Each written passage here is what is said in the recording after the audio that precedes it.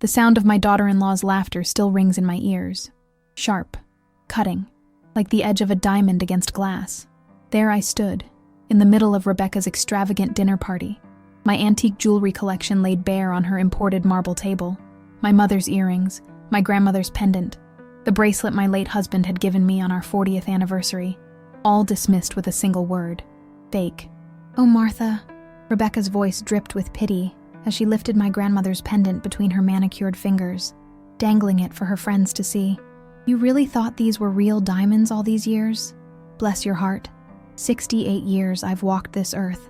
I've buried a husband, raised 3 children through hardship, worked 2 jobs most of my life, and never once did I feel as small as I did in that moment, watching Rebecca's friends exchange knowing glances over their champagne flutes. It's actually quite common," she continued, addressing her audience of country club wives. "The greatest generation often didn't know the difference between cubic zirconia and diamonds. They just trusted whatever the jeweler told them." She placed her hand on my shoulder, her diamond engagement ring catching the light. "Don't feel bad, Martha. They fooled everyone back then." I didn't correct her. I couldn't find my voice. My weathered hands trembled as I reached for my pendant, but Rebecca wasn't finished with her impromptu appraisal. 25 years of patient silence in the face of her condescension had trained me well. I simply stood there, the family matriarch rendered invisible in my own family's story. That's when the doorbell rang. "That must be Harrison," Rebecca said, referring to her brother-in-law, my youngest son. "He's bringing that gemologist friend of his. You know, the one who works for Christie's in New York. I thought it would be fun to have everyone's jewelry appraised tonight." My heart stopped. The room suddenly felt too warm, too small, too exposing.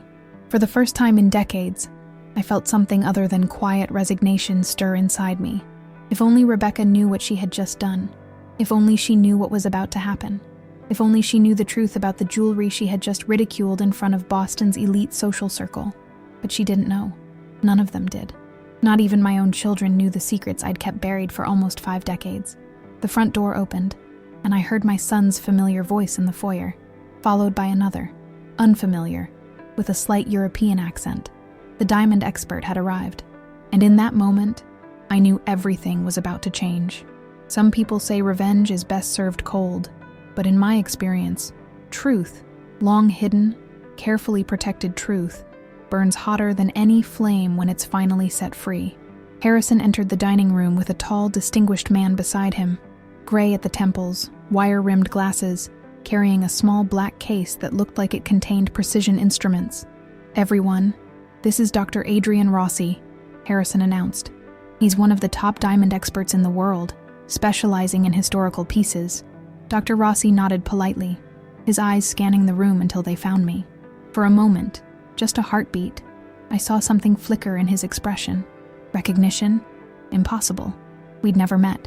"Shall we begin?" Rebecca clapped her hands together, excitement raising her voice an octave higher. "Martha, why don't we start with your collection, since you've already got it out?" She said collection the way one might say garbage.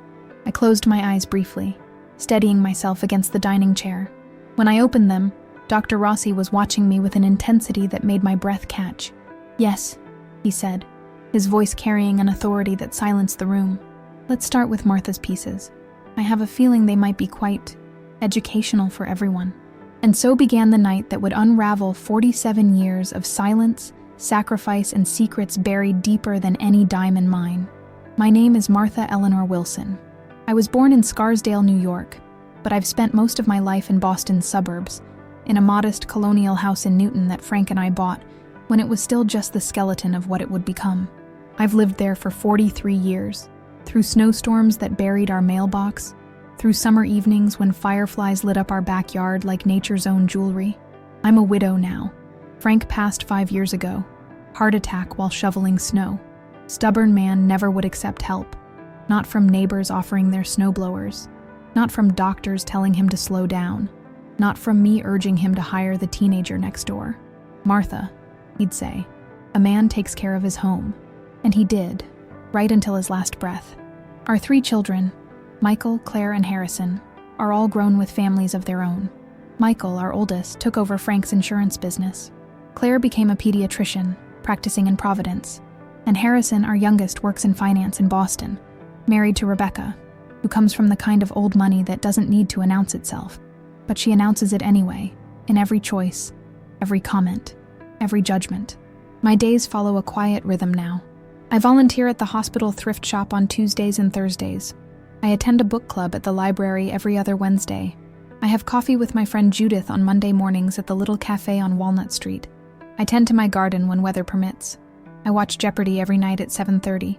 It's a simple life, a good life, but a lonely one, especially since Frank died. My children visit when they can, though it's never as often as they promise. Michael calls every Sunday evening, his voice always distracted, the sounds of his own life carrying through the phone line. Claire sends cards for every holiday, her handwriting rushed but sincere. Harrison drops by occasionally, usually when he's between meetings in the city, staying just long enough for a cup of coffee before checking his watch and making his apologies. And then there's Rebecca. Rebecca, who insisted I sell most of my furniture when they renovated my downstairs into an in-law apartment 2 years ago for my own safety, after I fell and broke my wrist. Rebecca, who redecorates my kitchen without asking because my dishes are depressing. Rebecca, who invites me to family dinners and then speaks about me in the third person while I'm sitting right there. Martha never did understand fashion, did she? She'd say to Claire. Or, Martha still insists on making those heavy casseroles, even though no one eats like that anymore. I've become Martha to my own family. Not Mom, not Grandma, just Martha, the quaint relic who doesn't quite fit into the gleaming modern world Rebecca has constructed. Tonight was supposed to be different. Rebecca had called me personally to invite me to her dinner party. "Bring your jewelry collection," she'd said. "Harrison is bringing his friend from Christie's. It'll be fun to see what everything's worth." I hesitated. My jewelry collection isn't something I display.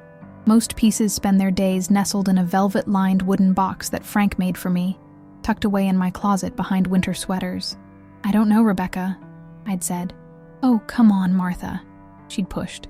"Everyone is bringing their pieces. Don't you want to know what your mother's things are worth?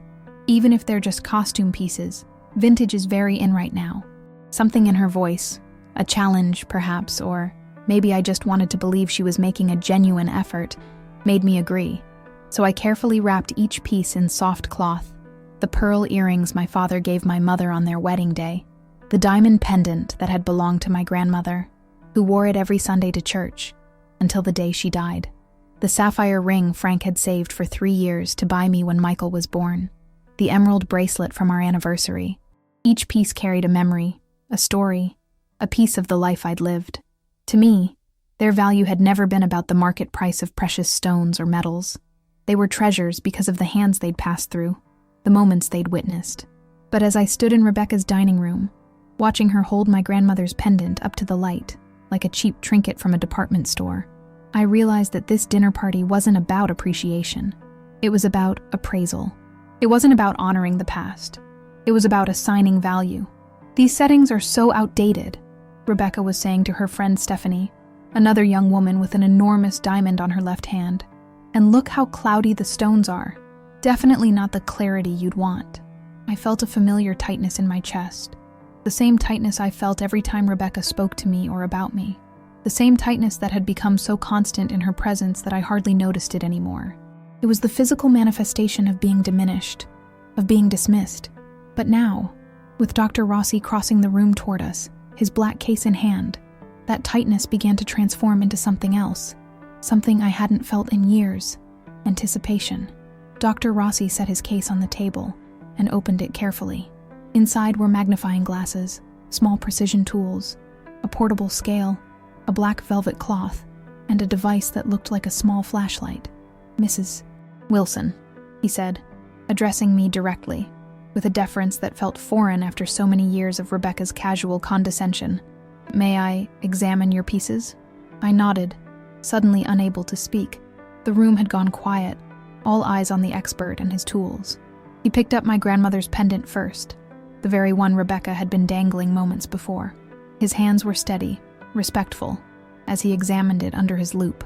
For what felt like an eternity, he said nothing, and then he looked up, his eyes finding mine with an intensity that made the rest of the room fade away. "Mrs. Wilson," he said quietly, "do you know what you have here?" It's costume jewelry, Rebecca interjected before I could answer. Martha's had it forever, but we all know it can't be real. I mean, look at it. So old-fashioned. She laughed that silvery laugh that never quite reached her eyes. She was a kindergarten teacher, for goodness sake. On a teacher's salary? Please. The room tittered with polite laughter. I felt heat rise to my cheeks. Not from embarrassment, but from a slow, simmering anger I'd suppressed for too long. Dr. Rossi didn't smile. Instead, he turned to Rebecca with a cool professionalism that immediately silenced her. "Mrs. Collins," he said, using Rebecca's married name with deliberate formality, "I would advise against making assumptions about jewelry, or people, based on appearances or professions." He turned back to me. "Mrs. Wilson, may I continue?" I nodded, acutely aware of Rebecca's face flushing pink. It was a small victory, but after years of subtle humiliations, even small victories felt monumental. What happened next, however, wasn't just a victory. It was a revelation that would change everything, not just about this evening, but about the careful facade I'd maintained for nearly 5 decades. Dr. Rossi examined each piece methodically, making notes in a small leather-bound book. The room grew restless. Rebecca's friends checked their phones. Rebecca herself kept looking at Harrison, who seemed absorbed in the process, watching Dr. Rossi with genuine interest. Well, Rebecca finally broke the silence. Are they worth anything at all? Vintage costume jewelry can fetch a decent price online these days. Dr. Rossi closed his loop and looked directly at me. "Mrs. Wilson, would you mind if I asked you a few questions about these pieces? Specifically about their provenance?" "Their what?" Rebecca asked. "Their history," Harrison explained. "Where they came from, who owned them." I felt trapped in that moment, standing at a crossroads I'd avoided for decades. The path of continued silence stretched in one direction, the path I'd walked for 47 years. The other path led into unknown territory, toward a truth I'd protected not just from Rebecca, but from my own children. The pendant belonged to my grandmother. I began carefully. She brought it with her when she immigrated from Ireland in 1912. "And the emerald bracelet?" Dr. Rossi prompted. "A gift from my husband for our 40th anniversary," I said, which was true, though incomplete. Rebecca sighed theatrically. "This is taking forever. Just tell us what they're worth, Dr. Rossi. We have other jewelry to look at." "Rebecca," Harrison said quietly, a note of warning in his voice that surprised me. Dr. Rossi ignored the interruption. "And this ring? The sapphire?" Before I could answer, Rebecca reached across the table and picked it up, examining it with exaggerated scrutiny. "This can't possibly be real. The setting looks handmade, and not in a good way." "It is handmade," I said, my voice stronger than before. "Frank designed it himself when Michael was born." Rebecca laughed, that sharp, dismissive sound that always made me wince. "Harrison, did you know your father fancied himself a jewelry designer? How cute. Though I have to say, if he'd stuck to insurance, this family might have had some actual assets when he died." The room went still. Even Rebecca's friends looked uncomfortable now. Harrison's face darkened with anger. "Rebecca, that's enough," he said firmly. But Rebecca wasn't finished. Perhaps embarrassed by Dr. Rossi's earlier rebuke, perhaps simply indulging in the casual cruelty that had become her hallmark in our relationship, she continued, "I'm sorry, but it's true. Martha lives in our basement apartment for God's sake. If Frank had made better financial decisions, she wouldn't be dependent on us now." "I'm not dependent on you," I said quietly. "The house is mine. You and Harrison live in my home, not the other way around." The truth was more complicated than that. After Frank died, Harrison had convinced me to let them move in, arguing that the house was too big for me alone, that the stairs were becoming dangerous for me, that I needed someone nearby, just in case. They had renovated, yes, creating a first-floor apartment for me while they took over the upper floors. But the house remained in my name, one of the few things I had insisted upon, despite Rebecca's not-so-subtle suggestions that I transfer the deed for estate planning purposes. Rebecca waved her hand dismissively. "Technicalities. The point is, there's no way these are real gems. Not on what you and Frank had." Dr. Rossi cleared his throat. "Actually, Mrs. Collins, you're quite mistaken." Every head in the room turned to him. "This pendant," he held up my grandmother's necklace, "contains a 3.8 carat old European cut diamond of exceptional quality. By itself, it would fetch upwards of $85,000 at auction, possibly more given its excellent provenance and the quality of the stone. A gasp rippled through the room. Rebecca's mouth fell open. The sapphire ring, Dr. Rossi continued, gently taking it from Rebecca's frozen fingers, is a natural cashmere sapphire of approximately 4 carats. Cashmere sapphires of this quality are among the most coveted in the world. This one, with its excellent color and handcrafted setting, would likely sell for over $200,000. That's impossible, Rebecca whispered, but her voice lacked conviction now. And the emerald bracelet, Dr. Rossi went on, lifting it carefully, features 7 Colombian emeralds, totaling approximately 12 carats, with excellent clarity and that distinctive deep green color that commands premium prices. The setting is platinum, likely from the 1940s. At auction, this piece alone would start at $150,000. The room had gone completely silent. Every eye was fixed on the jewelry, the same pieces Rebecca had been mocking minutes earlier. So, Dr. Rossi said, looking directly at me, Mrs. Wilson's collection, just from these 3 pieces alone, is worth well over $400,000, and that's a conservative estimate. Rebecca's face had turned ashen. Her friends were staring at me with new eyes. Harrison looked stunned, his gaze moving between the jewelry and my face as if seeing both for the first time. But Dr. Rossi wasn't finished. What makes these pieces particularly special, however, isn't just their monetary value. It's their historical significance. He turned to me again, his expression unreadable. Mrs. Wilson, these pieces match the description of items from the Harrington collection. Am I correct? And there it was. The question I'd been dreading and anticipating in equal measure for 47 years. The Harrington collection. A name I hadn't heard spoken aloud in decades. A name that carried with it memories I'd locked away so thoroughly, I sometimes convinced myself they belonged to someone else's life. The room was waiting for my answer. Rebecca was staring at me with naked confusion. Harrison looked bewildered. Yes, I said finally, my voice steady despite the earthquake happening inside me. They're from the Harrington collection. My God, Dr. Rossi breathed, professional detachment giving way to genuine awe. Do you know, Mrs. Wilson, that jewelry historians have been searching for these pieces for nearly half a century? The Harrington collection was thought to be lost forever after the robbery in 1976. Robbery? Harrison echoed. Mom, what is he talking about? I looked at my son, my youngest, so like his father and his expressions, in the crease between his eyebrows when he was confused. It's a long story, I said, one I've never told anyone. Not even your father knew the whole truth. Rebecca had found her voice again.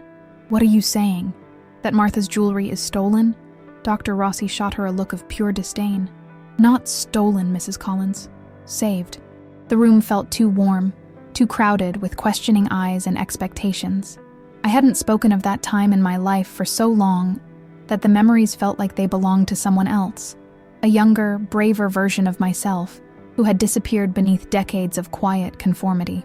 Perhaps, Dr. Rossi suggested gently, Mrs. Wilson would be more comfortable continuing this conversation in private. Absolutely not, Rebecca said, her shock giving way to something harder, more calculating. If these jewels are part of some famous collection, we have a right to know. This is family business. It's my business. I corrected her, finding a firmness in my voice that surprised even me. My past. My jewelry. Harrison placed his hand on mine, a gesture so unexpected that I nearly pulled away. Mom, he said quietly, whatever it is, you can tell us. We're here for you. I looked into my son's eyes, Frank's eyes, really, and saw genuine concern there. Not judgment or calculation, just worry for his mother. It was enough to help me make my decision. I'll tell you, I said. All of you. But not because you have a right to know, Rebecca. Because I'm tired of carrying this story alone. The room settled. Rebecca's friends leaned in, suddenly intensely interested in the kindergarten teacher they'd been dismissing all evening. Dr. Rossi pulled out a chair for me, and I sat down, feeling the weight of decades pressing on my shoulders. I wasn't always Martha Wilson, I began. Before I married Frank, before I became a teacher, I was Martha Kensington. I saw no recognition in their eyes, which didn't surprise me. The Kensington name had faded from public memory long ago, buried beneath newer scandals, newer fortunes.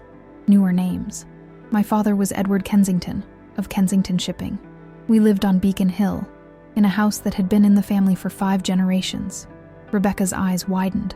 Kensington Shipping had been one of the largest private shipping companies on the East Coast until its spectacular collapse in the mid-1970s. We had everything, I continued, lost now in the flow of memory. Summer homes in Newport and Bar Harbor, winters in Palm Beach. I attended Miss Porter's school, then Vassar. I was engaged to Charles Harrington III before my 21st birthday. Harrington? Harrison's brow furrowed. As in, the Harrington collection, yes, I confirmed. Charles's family had been collecting fine jewelry for generations. His mother, Eleanor Harrington, was known for her exquisite taste. The collection was featured in magazines, displayed at charity events, even loaned to museums occasionally. I paused, running my fingers over the sapphire ring that now sat before me on the table. When we became engaged, Eleanor gave me several pieces from the collection: the diamond pendant, this sapphire ring, and others. Family heirlooms to welcome me into the Harrington legacy. I smiled faintly at the memory. I was 20 years old, about to marry into one of Boston's oldest families. My future seemed perfectly laid out before me. The room was utterly silent now, even Rebecca transfixed by the glimpse into a world that had existed long before she'd entered the family. And then, 3 months before our wedding, everything changed. My father's company collapsed overnight. There had been improprieties, investigations, eventually criminal charges. I hadn't allowed myself to revisit these memories in so long that the pain felt fresh again. The newspaper headlines, the whispered conversations that stopped when I entered rooms, the phone calls from friends that gradually ceased altogether. Edward Kensington committed suicide in 1975, Dr. Rossi said quietly. It was quite the scandal at the time. I nodded, grateful for his matter-of-fact tone that allowed me to continue without having to speak those words myself. The Harringtons broke off the engagement immediately. Charles wouldn't even see me to do it in person. His mother demanded the return of all the jewelry, of course. I touched the pendant, remembering. But by then, it was all I had left. Our homes, our cars, even my mother's clothes. Everything was seized, sold off to pay creditors and legal fees. "So you kept it?" Rebecca asked, a note of accusation in her voice. "You stole the Harrington jewelry?" "I didn't steal anything," I said firmly. "These pieces were gifts to me. The Harringtons abandoned me when I needed support most. They could have stood by me. I had nothing to do with my father's business, but instead, they cut me off completely, left me with nothing but shame and a broken engagement." Harrison was watching me with a stunned expression. "Mom, I had no idea. You never told us any of this." "No," I agreed. "I didn't. After my father died, after everything we'd built was gone, I needed to start over. I moved to Newton, where nobody knew the Kensington name. I got my teaching certificate. I met your father." A warmth spread through me at the memory of Frank. Young, earnest Frank Wilson with his insurance brochures and his steady, unwavering gaze. Frank, who knew nothing of Beacon Hill parties or family legacies, who loved me simply for who I was, not for my family name or connections. Frank was working for Mutual Life back then, I said, smiling at the memory. He came to the elementary school where I was student teaching to talk about life insurance for the staff. He asked me out for coffee afterward. 6 months later, we were married. "But the jewelry," Rebecca pressed, unable to let go of what was clearly the only part of the story that interested her. "What happened to the rest of it?" "Dr. Rossi said there was a robbery." I glanced at Dr. Rossi, who nodded encouragingly. "In 1976, the Harrington home was broken into," I explained. "The entire collection, worth millions even then, was taken. It was all over the news. The family offered a substantial reward, but the jewelry was never recovered. Until tonight, Dr. Rossi added quietly. A heavy silence fell over the room as the implications of this statement settled on everyone present. "Are you saying," Harrison began, but I cut him off. "I'm saying that I kept what was given to me, what was rightfully mine," I said firmly. "The 3 pieces Eleanor Harrington presented to me as engagement gifts. I had nothing to do with the robbery of their home. I was married to your father by then, living in Newton, building a new life." Rebecca was staring at me with an expression I couldn't quite read, suspicion mixed with something that might have been reluctant respect. "But you never told anyone," she said. Not even your own children. No, I admitted. I didn't. At first, I was afraid. Afraid the Harringtons would somehow find out I still had these pieces. Afraid they would come after me legally, take away the little security I had managed to rebuild. Later, after your father and I had been married for years, after you children were born, it seemed unnecessary. That part of my life was over. I was Martha Wilson now, not Martha Kensington. A teacher, a wife, a mother, not an heiress with a disgraced family name. I looked at Harrison, seeing the questions in his eyes. Your father knew I came from money that was lost.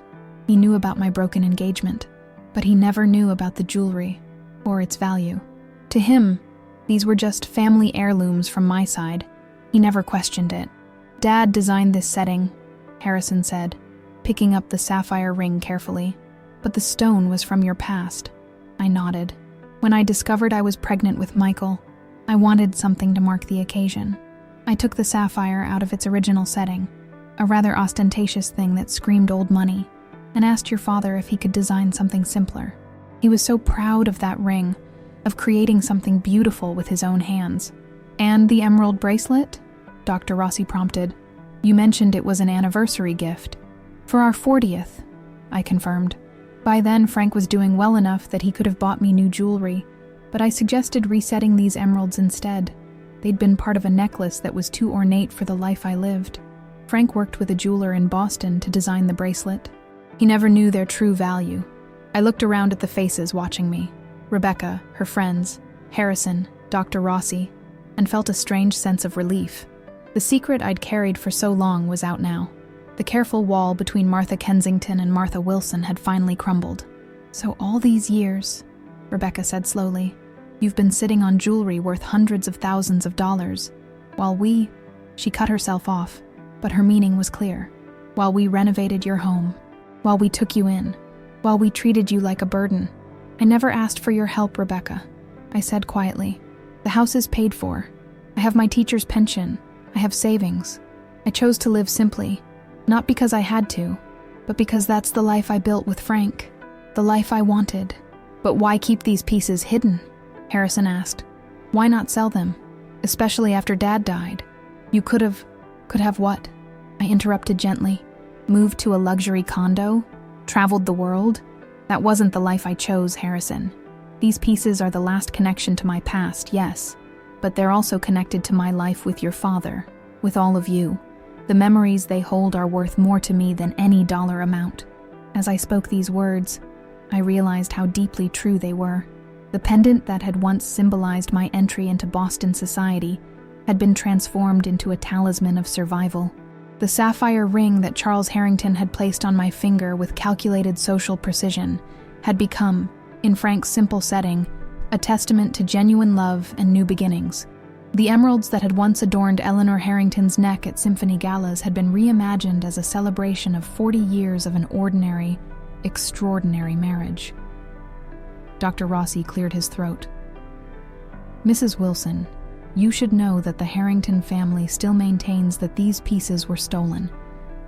If word gets out that they've been found, they would try to claim them, I finished for him. After all these years. Most likely, he agreed. The legal situation is complex. Gifts given in contemplation of marriage sometimes have conditional ownership. Rebecca leaned forward, her expression suddenly intense. But you said they're worth, what, over $400,000? Just these 3 pieces? At minimum, Dr. Rossi confirmed. Possibly much more to the right buyer, especially given their provenance and the mystery surrounding the collection all these years.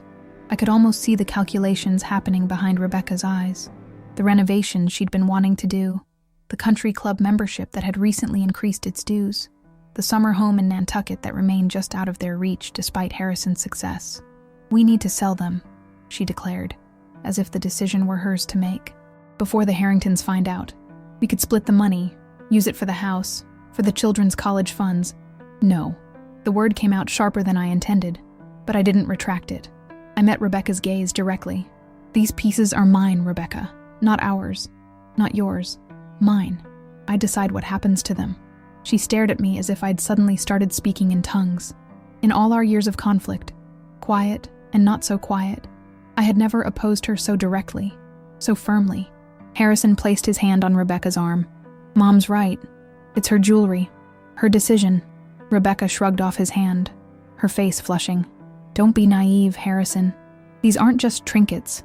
This is serious money. Money that could secure our future, the children's future. My grandchildren are already secure, I said calmly, and these pieces are already earmarked for their future in my will. Claire's daughter will receive the pendant. Michael's daughter gets the emerald bracelet.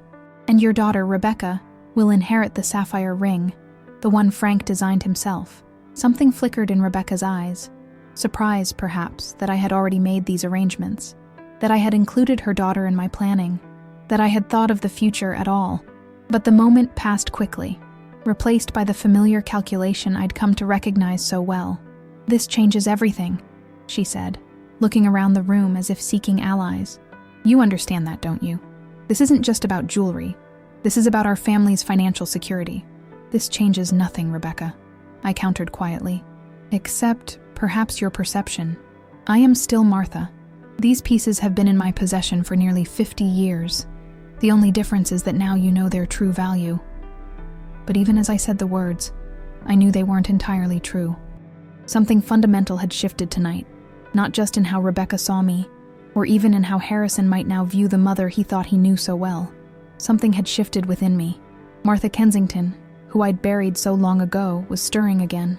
The young woman who had faced scandal and loss with her head held high, who had rebuilt her life on her own terms, who had chosen silence not out of shame but out of strength. She was awake now, and she had much more to say. Well, Rebecca said, her voice taking on the brisk tone she used when trying to control uncomfortable situations. This has been quite the revelation, but it doesn't change the fact that Martha is living in our home, dependent on us for her daily needs. If anything, this makes our arrangement even more curious. She laughed lightly, but the sound held an edge. All this time we thought we were helping you, Rebecca, Harrison warned, but she continued as if she hadn't heard him. I mean, we renovated our home for you, Martha. We've adjusted our lives to accommodate your needs. We've taken on the burden of your care. Burden? I repeated, the word striking me like a physical blow. Is that what I am to you? A burden? Dr. Rossi shifted uncomfortably, clearly feeling he was witnessing something too personal. Perhaps I should... No, please stay, Rebecca said with false sweetness. Since you're the expert who's verified the value of these pieces, you should be part of this family discussion. She turned back to me, her smile hardening. Martha, you have to understand how this looks. You've been sitting on a fortune while we've been treating you like a charity case. I never asked for charity, I said quietly. I never asked for the renovations. I never asked to be moved downstairs. That was your idea, Rebecca. Your decision. For your safety, she protested. After you fell, we were worried about you navigating those stairs. I fell once, I reminded her. One time, in 43 years in that house. And suddenly I needed to be relocated to the first floor. My belongings purged, my independence curtailed. For my safety. Harrison looked uncomfortable. Mom, we were just trying to help. The doctor said I had a broken wrist and should be careful on the stairs. I corrected him. Not that I should be moved out of my bedroom of 4 decades. Not that I should have my possessions sorted through and discarded without my permission. Not that I should be made to feel like a guest in my own home. The room had grown very still. Rebecca's friends were exchanging glances, clearly uncomfortable with the direction the conversation had taken. Dr. Rossi was examining his tools with great interest, giving us the illusion of privacy while remaining present. Rebecca's face had flushed again, but her eyes were cold.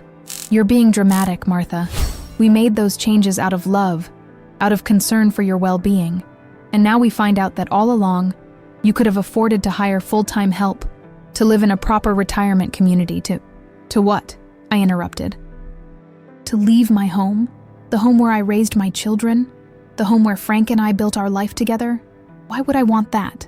Because it's not practical for a woman your age to live alone, Rebecca snapped, her composure finally cracking.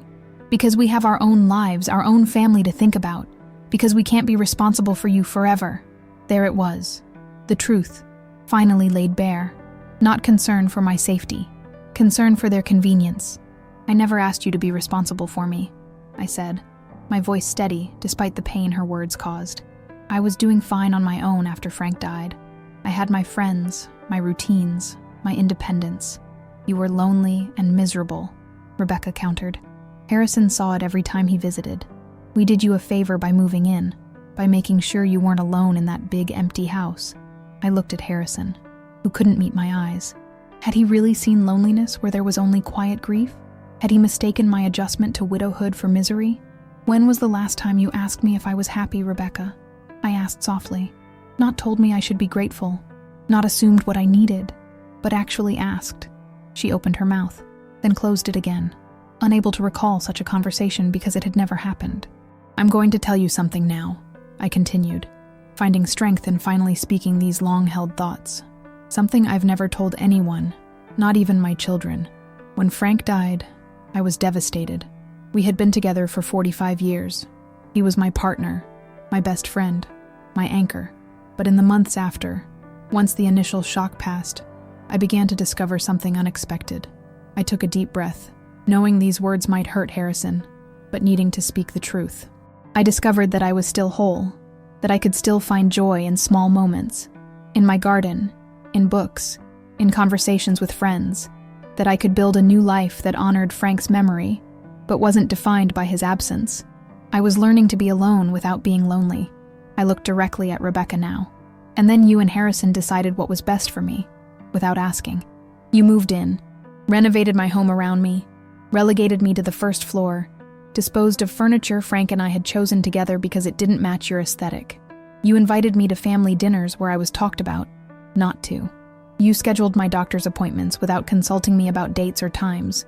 You reorganized my kitchen so I couldn't find anything. You made me feel like a guest in my own home. No, less than a guest. An obligation. Harrison looked stricken. Mom, I had no idea you felt this way. How could you not know? I asked him gently. You've watched Rebecca treat me like an inconvenient heirloom for 2 years. Something too valuable to discard but too outdated to display properly. Rebecca stood abruptly, her chair scraping against the floor. That is completely unfair. I have done nothing but try to help you, to include you in our lives. And this is the thanks I get. Help me? I repeated.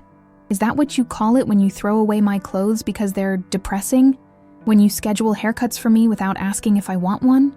When you interrupt me constantly, speak about me as if I'm not in the room, make decisions about my life without consulting me? I was trembling now, decades of suppressed words finally breaking free. Do you know what it's like, Rebecca, to be treated like you've become invisible? To watch your independence, your dignity, your very identity be slowly stripped away, piece by piece, all under the guise of help and concern? The room was utterly silent. Even Rebecca seemed at a loss for words. I didn't tell anyone about my jewelry, about my past, because those pieces and those memories were mine. The one thing that couldn't be taken from me, rearranged, discarded, or controlled. The last pieces of Martha Kensington, yes, but more importantly, the only pieces of Martha Wilson that remained fully mine. Harrison had gone pale. Mom, I'm so sorry. I didn't realize. No, you didn't, I agreed, more sad than angry now, because you weren't looking. You saw what was convenient to see, an aging widow who needed taking care of, not a woman with her own mind, her own wishes, her own life still to live. Rebecca had recovered herself somewhat. This is absurd. We've done everything for you, and now you're painting us as some kind of villains, because we cared enough to worry about your welfare. And all this time, you've been hiding valuable jewelry, letting you think what? I challenged. That I was a simple kindergarten teacher who married a modest insurance man? That's exactly what I was, Rebecca. The jewelry doesn't change that. It doesn't change who I chose to become when I left Martha Kensington behind. I turned to Dr. Rossi, who had been silent throughout this painful exchange. You asked earlier about the Harrington collection, about the robbery. There's something I didn't mention, something I've never told anyone. Mom, Harrison said, concern in his voice. You don't have to. I want to, I said firmly. I'm tired of secrets, tired of being less than my full self to protect other people's comfort. I looked around the table at all the watching faces. A week after the Harrington robbery, I received a package. No return address, no note, just a small box containing a diamond and pearl tiara that had been Eleanor Harrington's pride and joy. A collective gasp went around the table. Dr. Rossi leaned forward, his professional composure momentarily forgotten. "The Adelaide tiara?" he asked in disbelief. "It's considered the centerpiece of the lost collection. The insurance value alone was over $1 million, even back then," I finished for him. "Yes, that tiara. But who would send it to you?" Harrison asked. "I had my suspicions," I said carefully. "Charles had a younger brother, William, who always resented how I was treated after my father's disgrace. He believed I deserved better from his family." "So this William person sent you stolen property?" Rebecca demanded. "That makes you an accessory after the fact." "I don't know who sent it," I corrected her. "I never had proof, but I couldn't keep it regardless. It wasn't mine. It had never been given to me, unlike these pieces. So I anonymously donated it to the Museum of Fine Arts. They didn't know its provenance, of course. I simply included a note saying it was a Victorian-era piece that deserved to be preserved." Dr. Rossi's eyes widened. "The Edwards tiara," he breathed. "Of course. It's been in the MFA's collection since the late 1970s. No one ever connected it to the Harrington collection because the design was assumed to be British, not American." "And the rest of the Harrington jewels?" Rebecca pressed. "Did you receive those too?" "No," I said truthfully. "Just the tiara. I never learned what happened to the rest of the collection." Rebecca stared at me, skepticism written across her features. "And we're supposed to believe that? That priceless jewels just happened to show up at your door, and you gave away the most valuable piece out of the goodness of your heart?" Something in me snapped then. After years of tolerating Rebecca's subtle digs and dismissive comments, after watching her gradually take over my home and my life while treating me like an unwelcome houseguest, after enduring tonight's public humiliation, I had reached my limit. "Believe whatever you want, Rebecca," I said, my voice ice cold. "You always do. But let me make one thing perfectly clear. These pieces," I gestured to the jewelry on the table, "are mine. Legally, morally, in every way that matters. They were given to me by the Harringtons before they abandoned me to scandal and shame.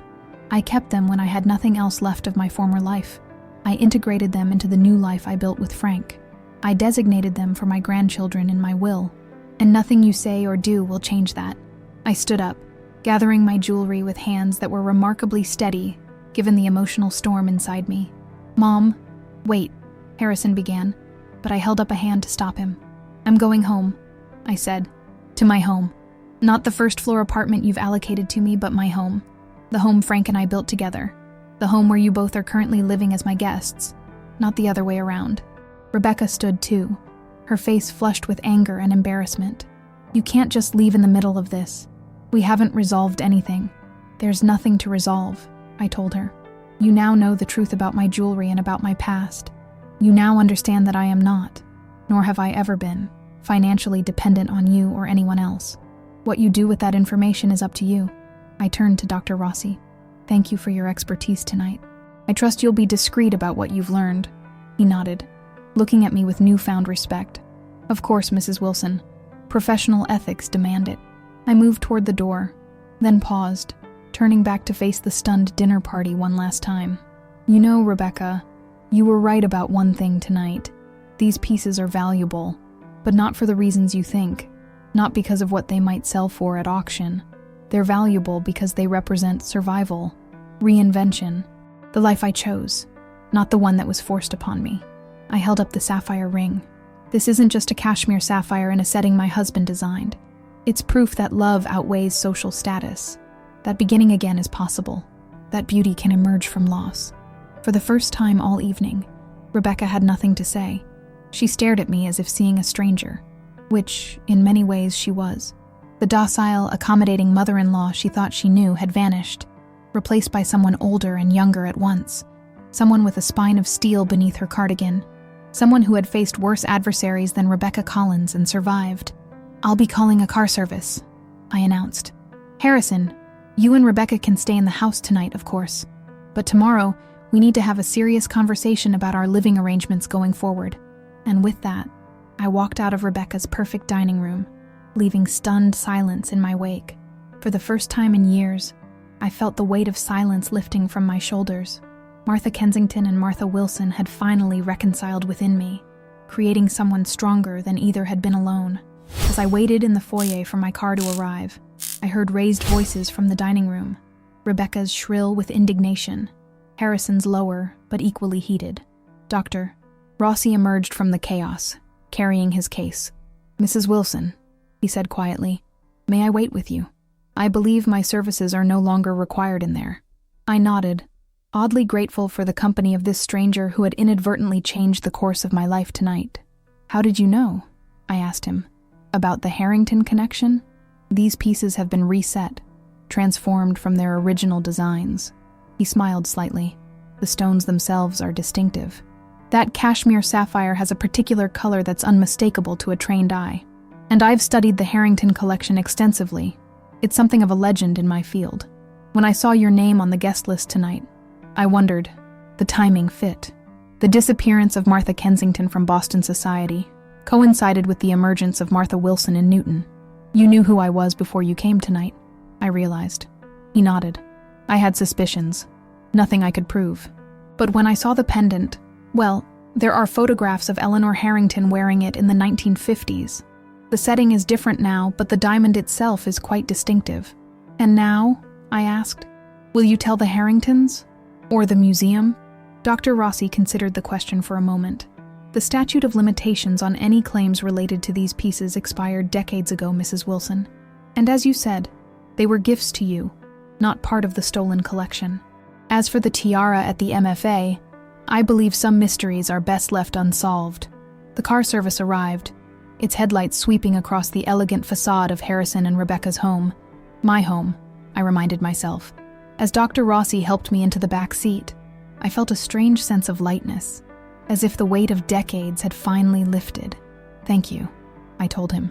"Not just for your expertise, but for your discretion." He smiled, a genuine warmth in his expression. "Thank you, Mrs. Wilson, for reminding me why I love what I do. It's not about the monetary value of the stones. It's about the stories they carry." As the car pulled away, I looked back at the house, its windows glowing with light, shadows moving behind the curtains, the sounds of argument still faintly audible. For 2 years I had felt increasingly diminished within those walls, my sense of self eroded by Rebecca's constant corrections and dismissals. But tonight, something had changed. I had changed. Or perhaps more accurately, I had remembered who I truly was.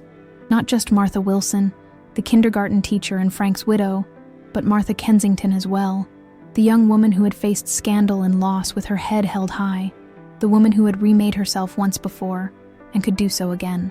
Tomorrow would bring difficult conversations and decisions, but tonight, with my grandmother's pendant around my neck and Frank's sapphire ring on my finger, I felt more myself than I had in years. Both Marthas, reconciled at last. I didn't go to the downstairs apartment that night. Instead, I directed the driver to take me to the Newton house, my house, and asked him to wait while I retrieved the spare key I'd hidden years ago beneath the stone bird bath in the garden. Frank had always teased me about my emergency preparations, but I'd never abandoned the habits of a woman who had once lost everything overnight. The house was dark and silent. As I let myself in through the back door, I didn't turn on the lights. Instead, I made my way by memory and moonlight through the kitchen, past the dining room where Frank and I had shared thousands of meals with our children, up the stairs that Rebecca had deemed too dangerous for me. Each step felt like a reclamation, a return not just to physical space, but to myself. I reached the second floor and moved down the hallway to the master bedroom. My bedroom, the one I'd shared with Frank for 40 years before Rebecca had orchestrated my relocation downstairs. For safety, Harrison and Rebecca had converted it into their own space, of course. The room had been repainted, refurnished, reimagined in Rebecca's sterile contemporary style. I didn't linger there. Instead, I continued to the third floor, to the small sitting room under the eaves that had once been my private retreat. Rebecca hadn't bothered to renovate this space. It wasn't grand enough to serve her entertaining needs, not centrally located enough to be useful. It had become a storage area, boxes stacked against walls, forgotten items draped in sheets. But the window seat remained, with its view of the garden below and the sky above. I sat there now, feeling the familiar curve of the cushion beneath me, watching the moon cast silver light across the neighborhood I'd called home for most of my adult life. In this forgotten corner of my own house, I allowed myself to truly feel everything that had happened tonight. The shock of public humiliation. The unexpected vindication brought by Dr. Rossi's expertise. The painful confrontation with Rebecca. The dawning realization in Harrison's eyes as he finally saw the truth of my situation. Most of all, I felt the seismic shift within myself. The walls between Martha Kensington and Martha Wilson crumbling at last. For so long, I'd kept these parts of myself separate. Martha Kensington was the daughter of privilege who had lost everything, who carried the secret weight of valuable jewelry and a scandalous family history. Martha Wilson was the kindergarten teacher, the devoted wife, the mother who baked cookies and attended PTA meetings and built a life of quiet, ordinary grace. Tonight, those separate selves had finally converged. I was both women, the debutante who had faced social ruin with her head held high, and the teacher who had found joy in small moments with sticky-fingered 5-year-olds, the daughter of a disgraced businessman, and the wife of an honest insurance man, the keeper of secrets, and the teller of bedtime stories.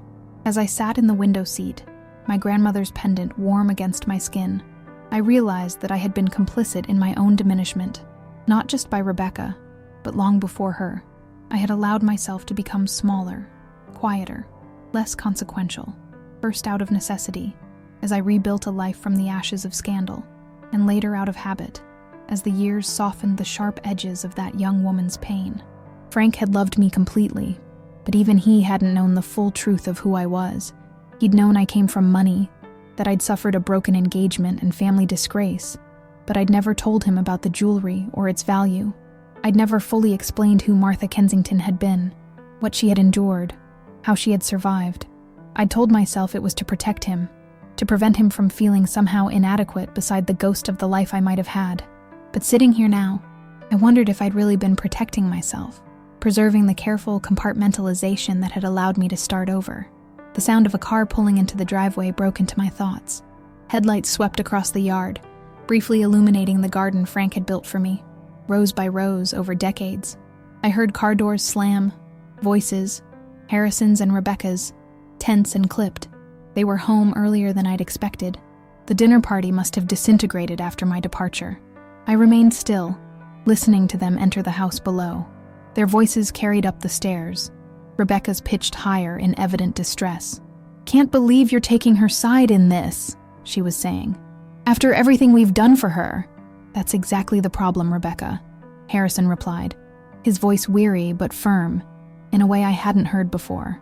"We've been acting like we're doing her favors, when it's her house we're living in. Her life we've been rearranging without asking. Oh, please.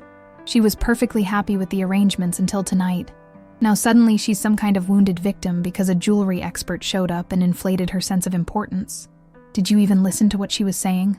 This isn't about the jewelry. It's about how we've been treating her. How you've been treating her. Me? I've done nothing but include her in our lives. I've invited her to every dinner party, every holiday gathering. As what, Rebecca? A guest? An accessory? When was the last time you asked for her opinion on anything that matters? When was the last time you treated her like an equal instead of an obligation?" Their voices faded as they moved further into the house, but I had heard enough. Harrison was beginning to understand. Whether that understanding would translate into meaningful change remained to be seen, but it was a start. I rose from the window seat, my decision made.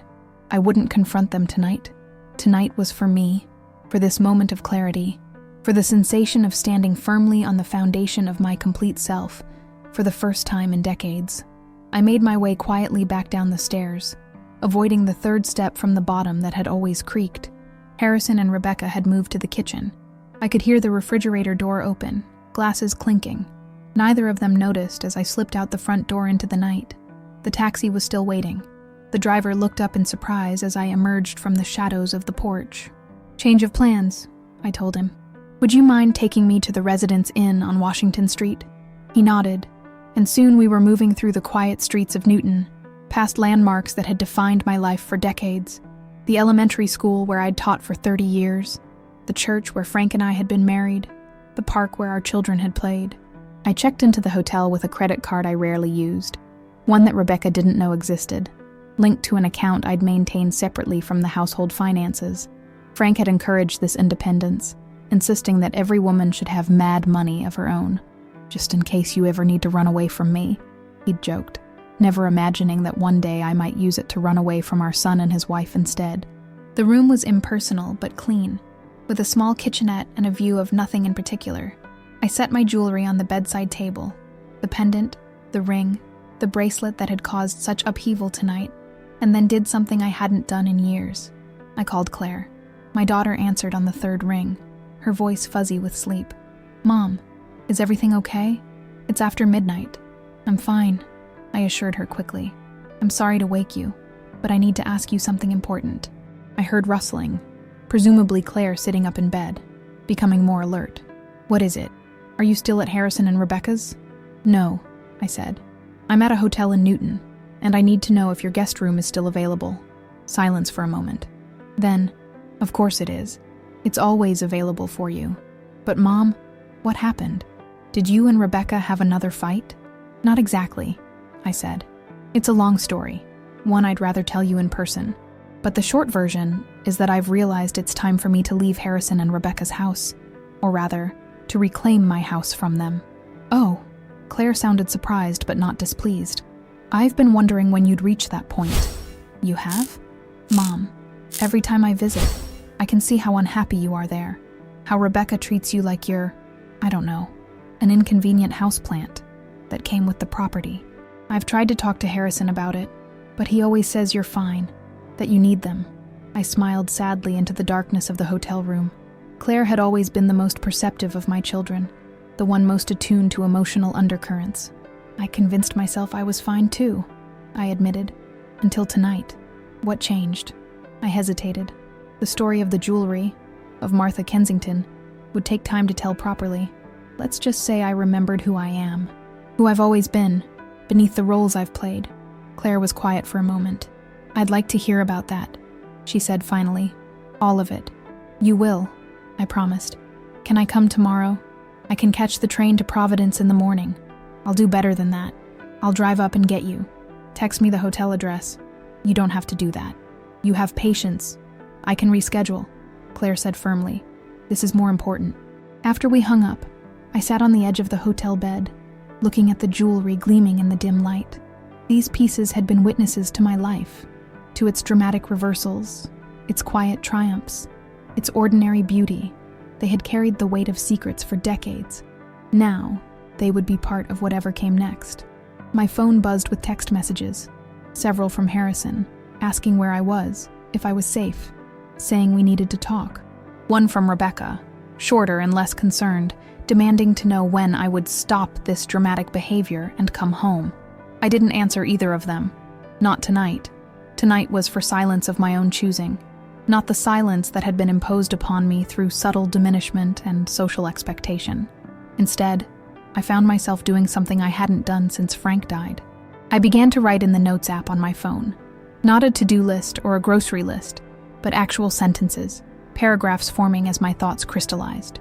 "My name is Martha Wilson," I wrote. "Before that, I was Martha Kensington. Both women are real. Both have survived loss, cultivated joy, built lives of meaning. Both have value and wisdom to offer.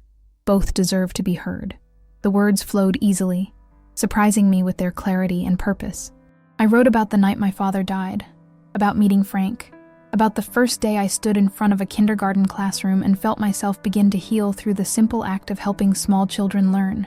I wrote about receiving the mysterious package containing Eleanor Harrington's tiara, about donating it anonymously to the museum, about the weight of secrets carried too long. I wrote until my eyes grew heavy and my fingers stilled on the screen. As I drifted toward sleep, still in my clothes from Rebecca's dinner party, I felt an unfamiliar sensation expanding in my chest. Not quite peace, not quite excitement, but something in between, something like possibility. For the first time in years, I was wide awake to my own life, and I intended to remain that way. Morning came with a clarity I hadn't experienced in years. I showered, dressed in the same clothes from the night before, and checked my phone. More messages from Harrison, increasingly concerned. Nothing new from Rebecca. A text from Claire saying she'd be at the hotel by 10 a.m. I ordered breakfast from room service, an extravagance I hadn't allowed myself in decades. As I ate, I continued writing notes on my phone, organizing my thoughts, making plans. By the time Claire texted that she was in the parking lot, I had the outline of a new life taking shape in my mind. She hugged me tightly when I met her at her car, pulling back to study my face with a doctor's assessing gaze. "You look different," she said. "Lighter somehow." "I feel lighter," I admitted. "And heavier too.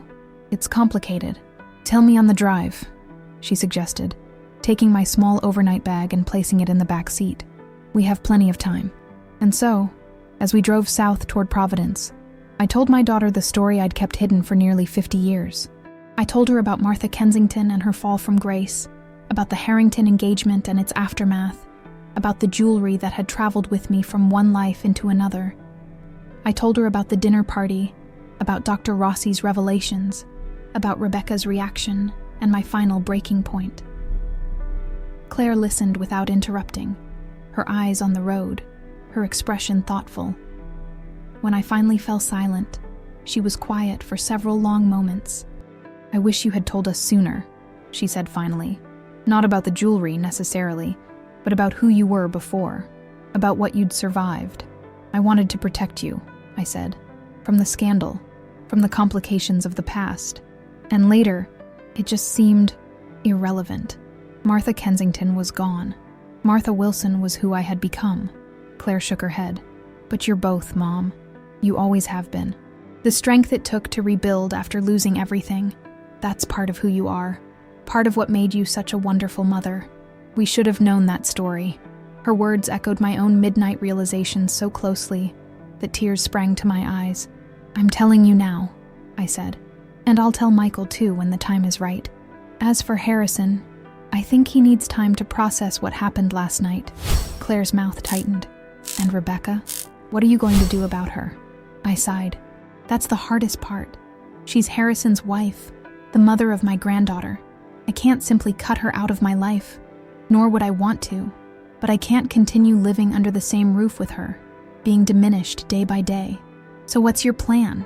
I looked out the window at the New England countryside flashing by, autumn painting the trees in shades of fire. "I'm going to reclaim my house," I said quietly. "Not by evicting them.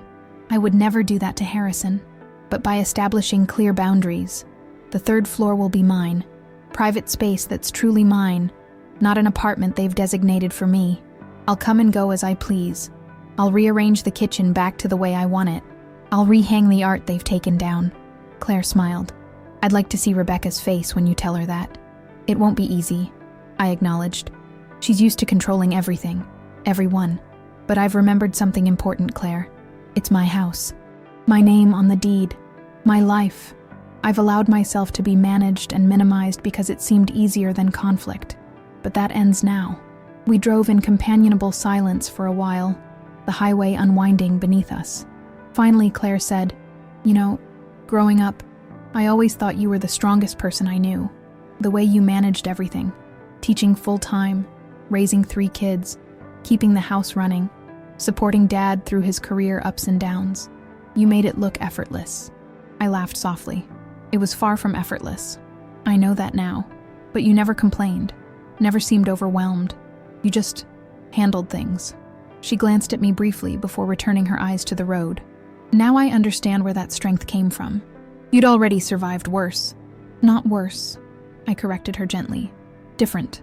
Losing my father, my family's position, my fiancé, that was a different kind of pain than, say, staying up all night with you kids when you had the chicken pox, or helping your father through his disappointment when he was passed over for promotion.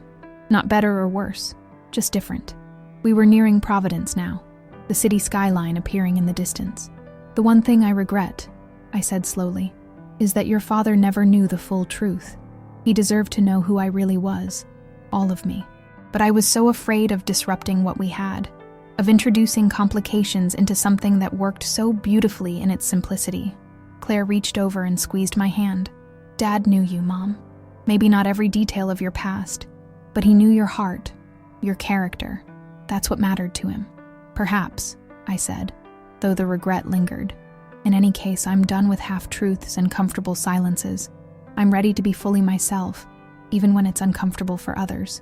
Even when it disrupts the careful order Rebecca has imposed." As we pulled into Claire's driveway in her quiet Providence neighborhood, I felt a sense of anticipation I hadn't experienced in years. Not just for the conversation with Harrison and Rebecca that awaited me upon my return, but for all the possibilities that had opened before me. Martha Kensington had faced social ruin with dignity and resilience. Martha Wilson had built a life of quiet purpose and genuine love. Now, as both women merged within me, I was curious to discover who I might become next. Claire helped me with my bag, leading me into the cozy colonial home she shared with her husband Tom and their teenage daughter Emily, who was at school. The guest room was small but welcoming, with a view of the backyard garden. "Rest," Claire urged. "Take some time for yourself. We'll have dinner together tonight when Tom and Emily get home." I nodded gratefully, suddenly aware of my exhaustion. The emotional upheaval of the past 24 hours had drained me in ways I was only now beginning to feel. But as I unpacked my few belongings, placing my jewelry carefully on the dresser, I didn't feel defeated or diminished. I felt awake, alert, present in my own life in a way I hadn't been for years. Rebecca had laughed at my fake jewelry, never imagining the truth it contained, about its value, about its history, about the woman who had carried it from one life into another. She had seen an aging widow to be managed, never the complex, resilient woman beneath the cardigan and sensible shoes. But that was her limitation, not mine. And I was no longer willing to make myself smaller to accommodate it. I sat on the edge of the guest bed, holding my grandmother's pendant in my palm. Its weight was familiar, a talisman that had traveled with me through decades of change. Like me, it had been underestimated, dismissed, its true value hidden beneath quiet dignity. No more. Both the jewel and the woman were ready to shine. 3 days passed in the peaceful sanctuary of Claire's home. 3 days of long conversations over coffee in the morning and wine in the evening. 3 days of getting to know my granddaughter Emily all over again, without Rebecca mediating our relationship. 3 days of sharing stories with Claire that I'd kept hidden for decades. Not just about the Kensington scandal and the Harrington jewelry, but smaller, more intimate truths about my marriage to Frank, about my hopes and disappointments, about the woman I had been and the woman I still wanted to become. Harrison called daily. I answered sometimes, our conversations awkward but evolving. He was hurt that I had left without telling him, worried about my well-being, confused by the revelations of the dinner party. But beneath his concern, I sensed something new: respect. Not the dutiful deference of a son toward his aging mother, but genuine respect for a woman whose complexity he was only now beginning to appreciate. Rebecca didn't call at all. On the 4th day, I told Claire I was ready to go home. "Are you sure?" she asked, worry creasing her brow. "You can stay here as long as you need, until things settle down." "Things won't settle down until I make them settle," I said, with a certainty that surprised even me. "This isn't about running away. It's about reclaiming what's mine." Claire drove me back to Newton that afternoon. As we turned onto my street, I felt a flutter of nerves in my stomach, but my resolve remained firm. This was my home, my life. I would no longer be a visitor in either. Harrison's car was in the driveway, but Rebecca's was not. A small mercy that gave me time to establish myself before facing her again. Claire offered to stay, but I declined gently. "This is something I need to do myself," I told her. "But thank you for everything." She hugged me tightly before driving away, leaving me standing on the sidewalk in front of the colonial house Frank and I had purchased as newlyweds, the house where we had raised our children, the house that had somehow been transformed from my sanctuary into my prison. Harrison opened the door before I could knock, relief evident on his face. "Mom," he said simply, stepping aside to let me in. The house smelled different. The subtle scent of Rebecca's expensive candles had been replaced by the homier smell of something baking. I glanced toward the kitchen in surprise. "I made banana bread," Harrison explained, following my gaze. "Your recipe. Or tried to, anyway." The gesture touched me deeply. Harrison had never been much of a cook, leaving that domain entirely to Rebecca during their marriage. "Where's Rebecca?" I asked, moving into the living room. I noticed small changes immediately. My Afghan was back on the couch where it had always been before Rebecca had deemed it too shabby and relegated it to my downstairs apartment. The family photos Rebecca had removed from the mantel had been restored to their places. "She's at her sister's," Harrison said. "She's been staying there since the night of the dinner party." He hesitated. "We've been talking a lot, Mom. About the house. About our arrangement here. About the way things have been." I sat down on the couch, running my fingers over the familiar texture of the Afghan Frank's mother had crocheted for us as a wedding gift. "And what conclusions have you reached?" Harrison sat across from me, looking boyish suddenly despite his 43 years and graying temples. "That we've been wrong. That I've been wrong. I thought we were helping you after Dad died. But really, we were. I don't know. Taking over. Pushing you aside in your own home." "Yes," I said simply. "You were." He winced at my directness but didn't argue. "Rebecca and I have had some difficult conversations these past few days. She's struggling to understand everything that happened at the dinner party." "I imagine she is," I said dryly. "It's not easy to have your perceptions so thoroughly upended." "The jewelry," Harrison began hesitantly. "Is it really worth what Dr. Rossi said?" "Probably more," I admitted. He was being conservative in his estimates.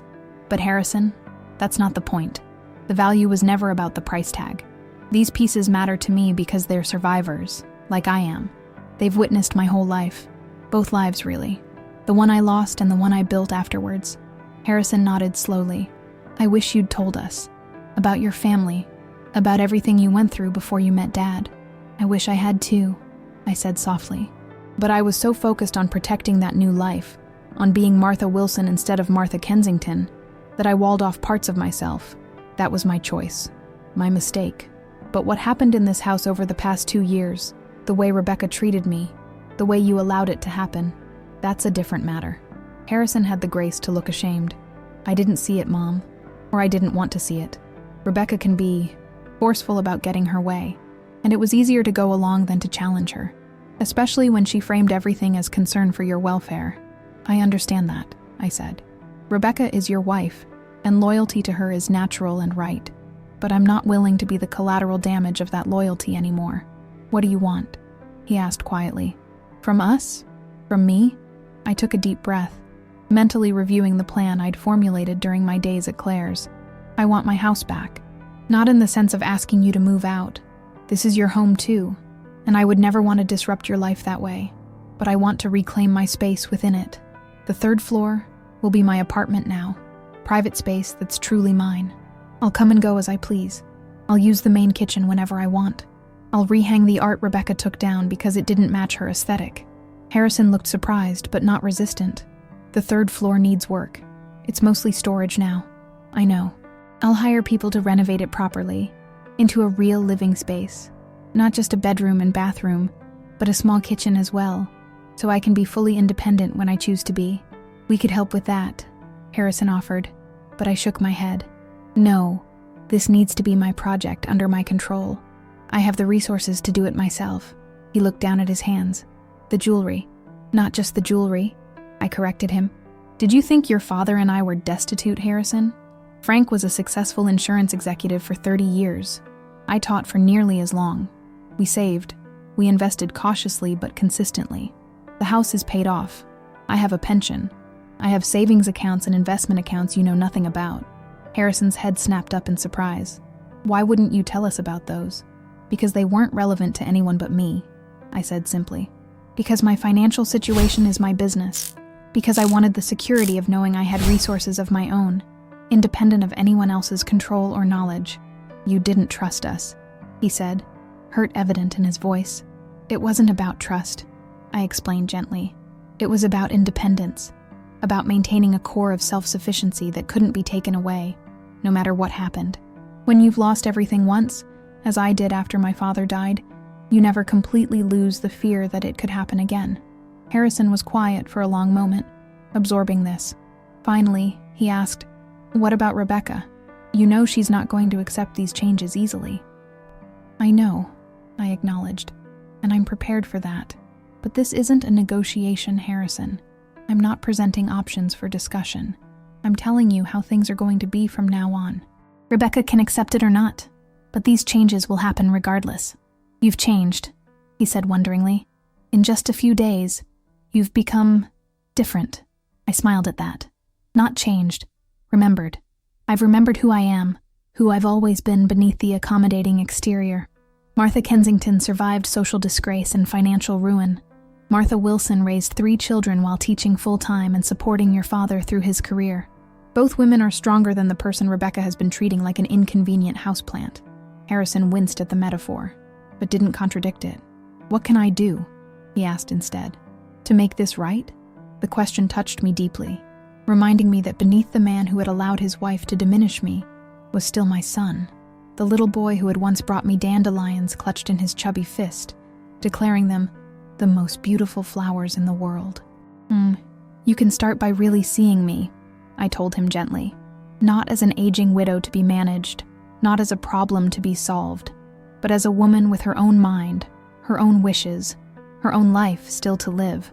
You can respect my boundaries, even when, especially when, they conflict with Rebecca's preferences.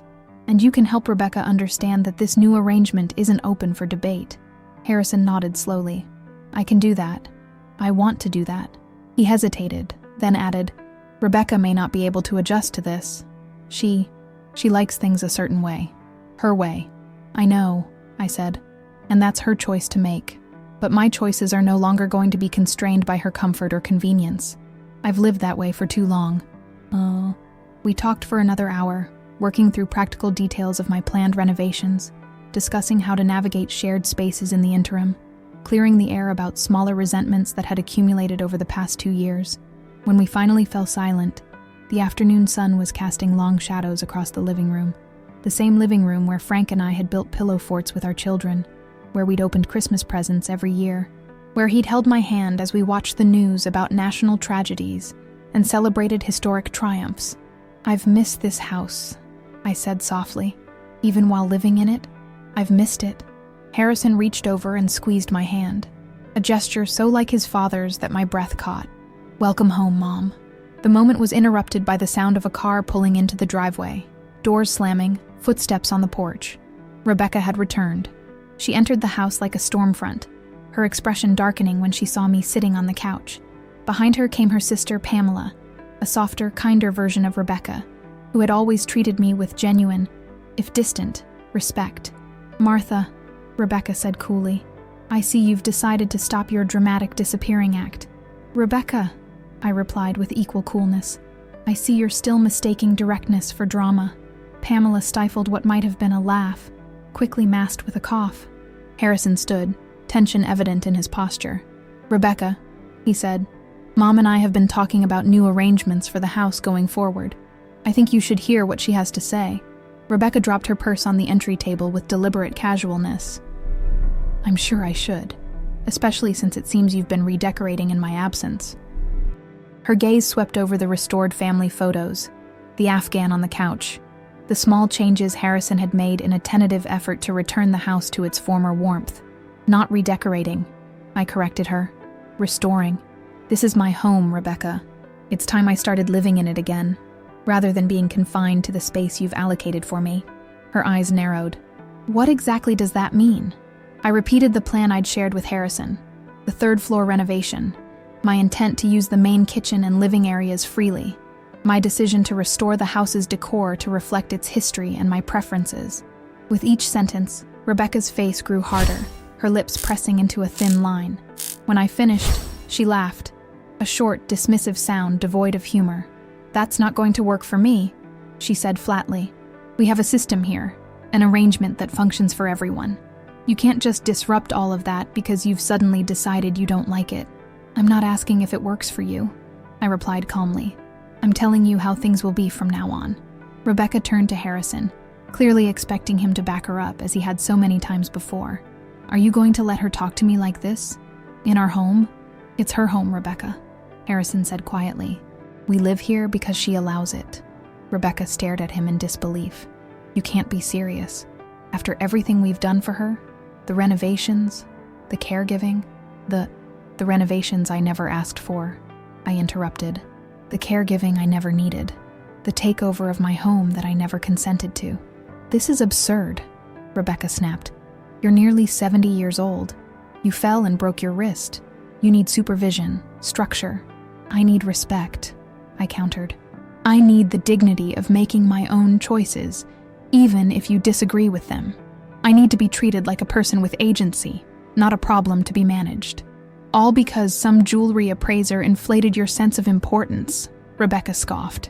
A few old stones, and suddenly you think you're This isn't about the jewelry, I said firmly. It's about how you've treated me for 2 years. It's about the constant corrections, the dismissals, the way you speak about me as if I'm not in the room. It's about you going through my closet and throwing away clothes you deemed depressing. It's about you rearranging my kitchen so I couldn't find anything. It's about you scheduling haircuts for me without asking if I wanted one.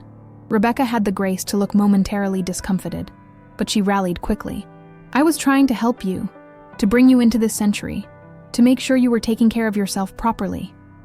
I've been taking care of myself for decades, I reminded her. I raised 3 children, taught full-time, maintained this house, supported Frank through his career. I don't need your help, Rebecca. I never did. She turned to Harrison again, her expression hardening. We need to discuss this privately. Your mother is clearly still upset about the dinner party, not thinking clearly. I'm thinking more clearly than I have in years, I told her. And this isn't up for discussion between you and Harrison. This is my decision about my home. Our home, she corrected sharply. We live here too. We have rights. You live here at my invitation, I said quietly. An invitation I've never rescinded, despite how you've treated me. I'm not asking you to leave, Rebecca. I'm asking you to recognize that this house belongs to me, that I have the right to occupy it fully, and that your convenience doesn't outweigh my dignity. For a moment, something flashed in Rebecca's eyes, something that might have been fear beneath the anger. Fear of losing control, perhaps. Fear of the shifting power dynamic.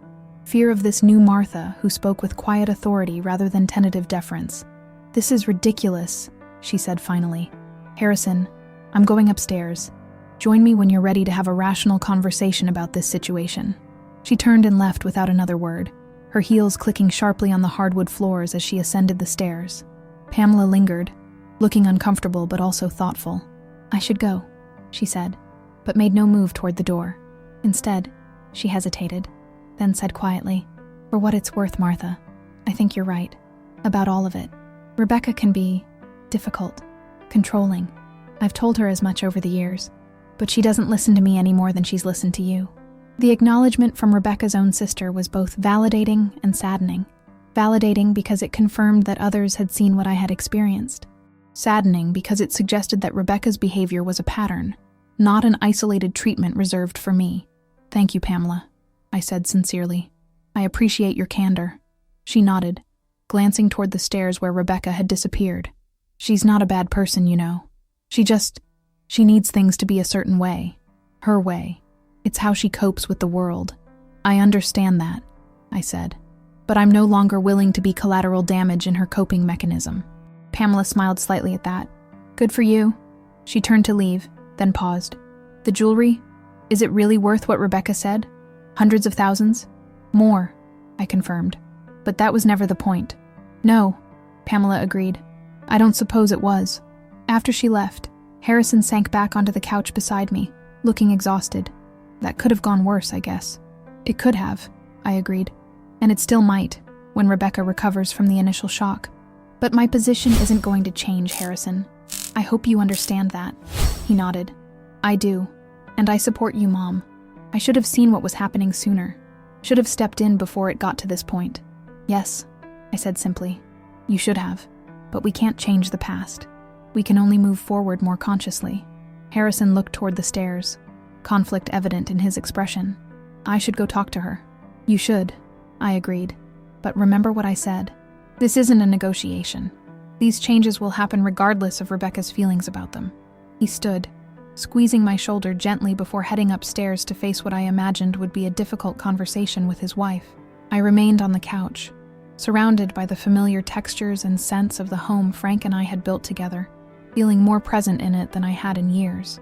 My phone buzzed with a text from Claire. How did it go? Are you okay? I smiled as I typed my response. Better than expected with Harrison. About as expected with Rebecca. But I'm home now. Really home. I set the phone aside and rose, moving through the house with deliberate steps, reacquainting myself with spaces that had become foreign under Rebecca's reign. In the dining room, I restored a crystal vase to its place on the sideboard, a wedding gift from Frank's parents that Rebecca had deemed outdated and hidden away in a cabinet. In the study, I returned a stack of books to the shelves, classics that Frank and I had read together over the years. Books Rebecca had removed because they cluttered the clean lines she preferred. Small acts of reclamation, but meaningful ones. With each object restored, each space reclaimed, I felt more solid, more present, more myself. Upstairs, I could hear the muffled sounds of Harrison and Rebecca arguing. I didn't try to listen to the words. Their marriage was their business, their conflict to resolve. My focus was on my own boundaries, my own needs, my own life re-emerging from beneath the careful constraints of recent years. I made my way to the 3rd floor, surveying the space that would soon become my new apartment. It needed work. The sloped ceilings would require thoughtful design. The plumbing would need updating. The electrical might need to be completely redone. But the bones were good, and the view from the dormer windows was the best in the house, overlooking the garden Frank had built for me, rows by rows, over decades. As I stood there, planning renovations in my mind, I felt a curious sense of coming full circle. Martha Kensington had once lived in a grand house on Beacon Hill, with servants and luxury surrounding her. Martha Wilson had made a more modest home in this colonial in Newton, filled with love and family and simple comforts. Now, this new Martha, the integration of both, would carve out a space that honored all parts of my journey. I touched the pendant at my throat, feeling its familiar weight. These jewels that Rebecca had laughed at, dismissing as fake, contained multitudes, just as I did. They had witnessed my fall from grace and my rise into a different kind of grace altogether. They had traveled with me from debutante balls to kindergarten classrooms, from social disgrace to quiet dignity. They were survivors, these stones, just like me. And now, finally, both the jewels and the woman were ready to shine in the full light of day, without apology, without diminishment, without fear of what others might think or say or do in response to their true value. I was home, not just in this house, but in myself, and I intended to remain that way. The next morning, I woke early in the guest bedroom where I'd spent the night, a temporary arrangement, until my 3rd floor renovation could begin. The house was quiet, the soft gray light of dawn filtering through curtains that Rebecca had chosen, but that I would soon replace with something warmer, more reflective of my taste rather than hers. I dressed carefully in clothes I'd retrieved from Claire's, not the beige cardigans and sensible slacks Rebecca preferred me to wear, but a jewel-toned blouse Frank had always loved, tailored black pants, and the pearl earrings that had been my mother's. Small statements of selfhood quietly declared. In the kitchen, I made coffee the way I preferred it, stronger than Rebecca's weak brew, served in the blue ceramic mug Frank had given me for our 30th anniversary, the one Rebecca had relegated to the back of the cupboard because it didn't match her white minimalist set. I was halfway through my 2nd cup when Harrison appeared, looking tired but resolute. "Morning, Mom," he said, helping himself to coffee. "Sleep okay?" "Well enough," I replied. "You?" He grimaced. "Not really. Rebecca and I talked late into the night." He hesitated, then added, "She's not happy about the changes you're making." "I didn't expect she would be," I said calmly, "but my decision stands." Harrison nodded, sitting across from me at the kitchen table, the oak table Frank and I had purchased at an antique store in Vermont on our 10th anniversary, the table Rebecca had wanted to replace with something more contemporary, but that I had steadfastly refused to part with. "I told her I support you," he said quietly, "that we need to respect your home, your rules, your independence." Something warm unfurled in my chest, pride in my son, gratitude for his growth, relief that I wouldn't have to fight this battle entirely alone. "Thank you," I said simply. That couldn't have been an easy conversation. "It wasn't," he admitted. "Rebecca feels betrayed, I guess. By me, for siding with you. By the situation in general. She thought we had an arrangement that was working for everyone." "Working for her, you mean?" I corrected gently. "It was never working for me. I just stopped saying so because it seemed easier than fighting the constant battle of her dismissals." Harrison nodded slowly. "I see that now. I'm sorry I didn't see it sooner." We sat in companionable silence for a while, the morning light strengthening around us, highlighting the worn edges of the kitchen that Rebecca had been wanting to renovate, the countertops she called dated, the cabinets she deemed too busy. The backsplash she complained was garish. I saw something different, a kitchen where 3 children had learned to bake cookies, where Frank had surprised me with candlelit dinners on ordinary Tuesdays, where family gatherings had centered around good food and better conversation for decades. "I've been thinking," Harrison said finally, "about the third floor. I know you want to handle the renovations yourself, but I'd like to help. Not take over," he added quickly, "but help. I know contractors, architects who could turn that space into exactly what you want it to be." I considered his offer. Part of me wanted to maintain complete control over the project, to prove my independence in every detail. But another part, perhaps the wiser part, recognized that accepting help when freely offered, when not accompanied by subtle control or condescension, was its own kind of strength. "I'd appreciate that," I said, "as long as it's understood that the final decisions are mine." "Absolutely," Harrison agreed, relief evident in his expression. "I'll make some calls today, get some recommendations for you to consider." We were interrupted by Rebecca's entrance into the kitchen. She was already dressed for the day in one of her impeccable pantsuits, her face carefully made up, her expression rigidly controlled. "Good morning," she said, her tone cool but not openly hostile. "Progress of a sort." "Morning, Rebecca," I replied, equally neutral. "Coffee's fresh." She poured herself a cup, her movements precise, almost mechanical. "I hope you slept well in the guest room." "Well enough," I said, "though I'm looking forward to having my own space on the third floor." Rebecca's cup paused halfway to her lips. "You're really going through with that?" It wasn't a question, but I answered anyway. "Yes, I am. Harrison's going to help me find contractors." Her gaze flicked to Harrison, something hard flashing in her eyes before she controlled it. "I see." The tension in the kitchen was palpable, the air charged with unspoken thoughts and carefully restrained emotions. It wasn't comfortable, but it was honest. More honest than the false harmony of recent years, when peace had been maintained by my constant accommodation of Rebecca's preferences. "I have a meeting in Boston," Rebecca said, setting her half-finished coffee in the sink rather than the dishwasher, a small act of passive aggression I chose to ignore. "I'll be home late." "Have a good day," I said mildly, which seemed to disconcert her more than anger would have. After she left, Harrison released a breath. "That was better than I expected, actually." "She's regrouping," I said, having learned to read Rebecca's moods over our years of cohabitation.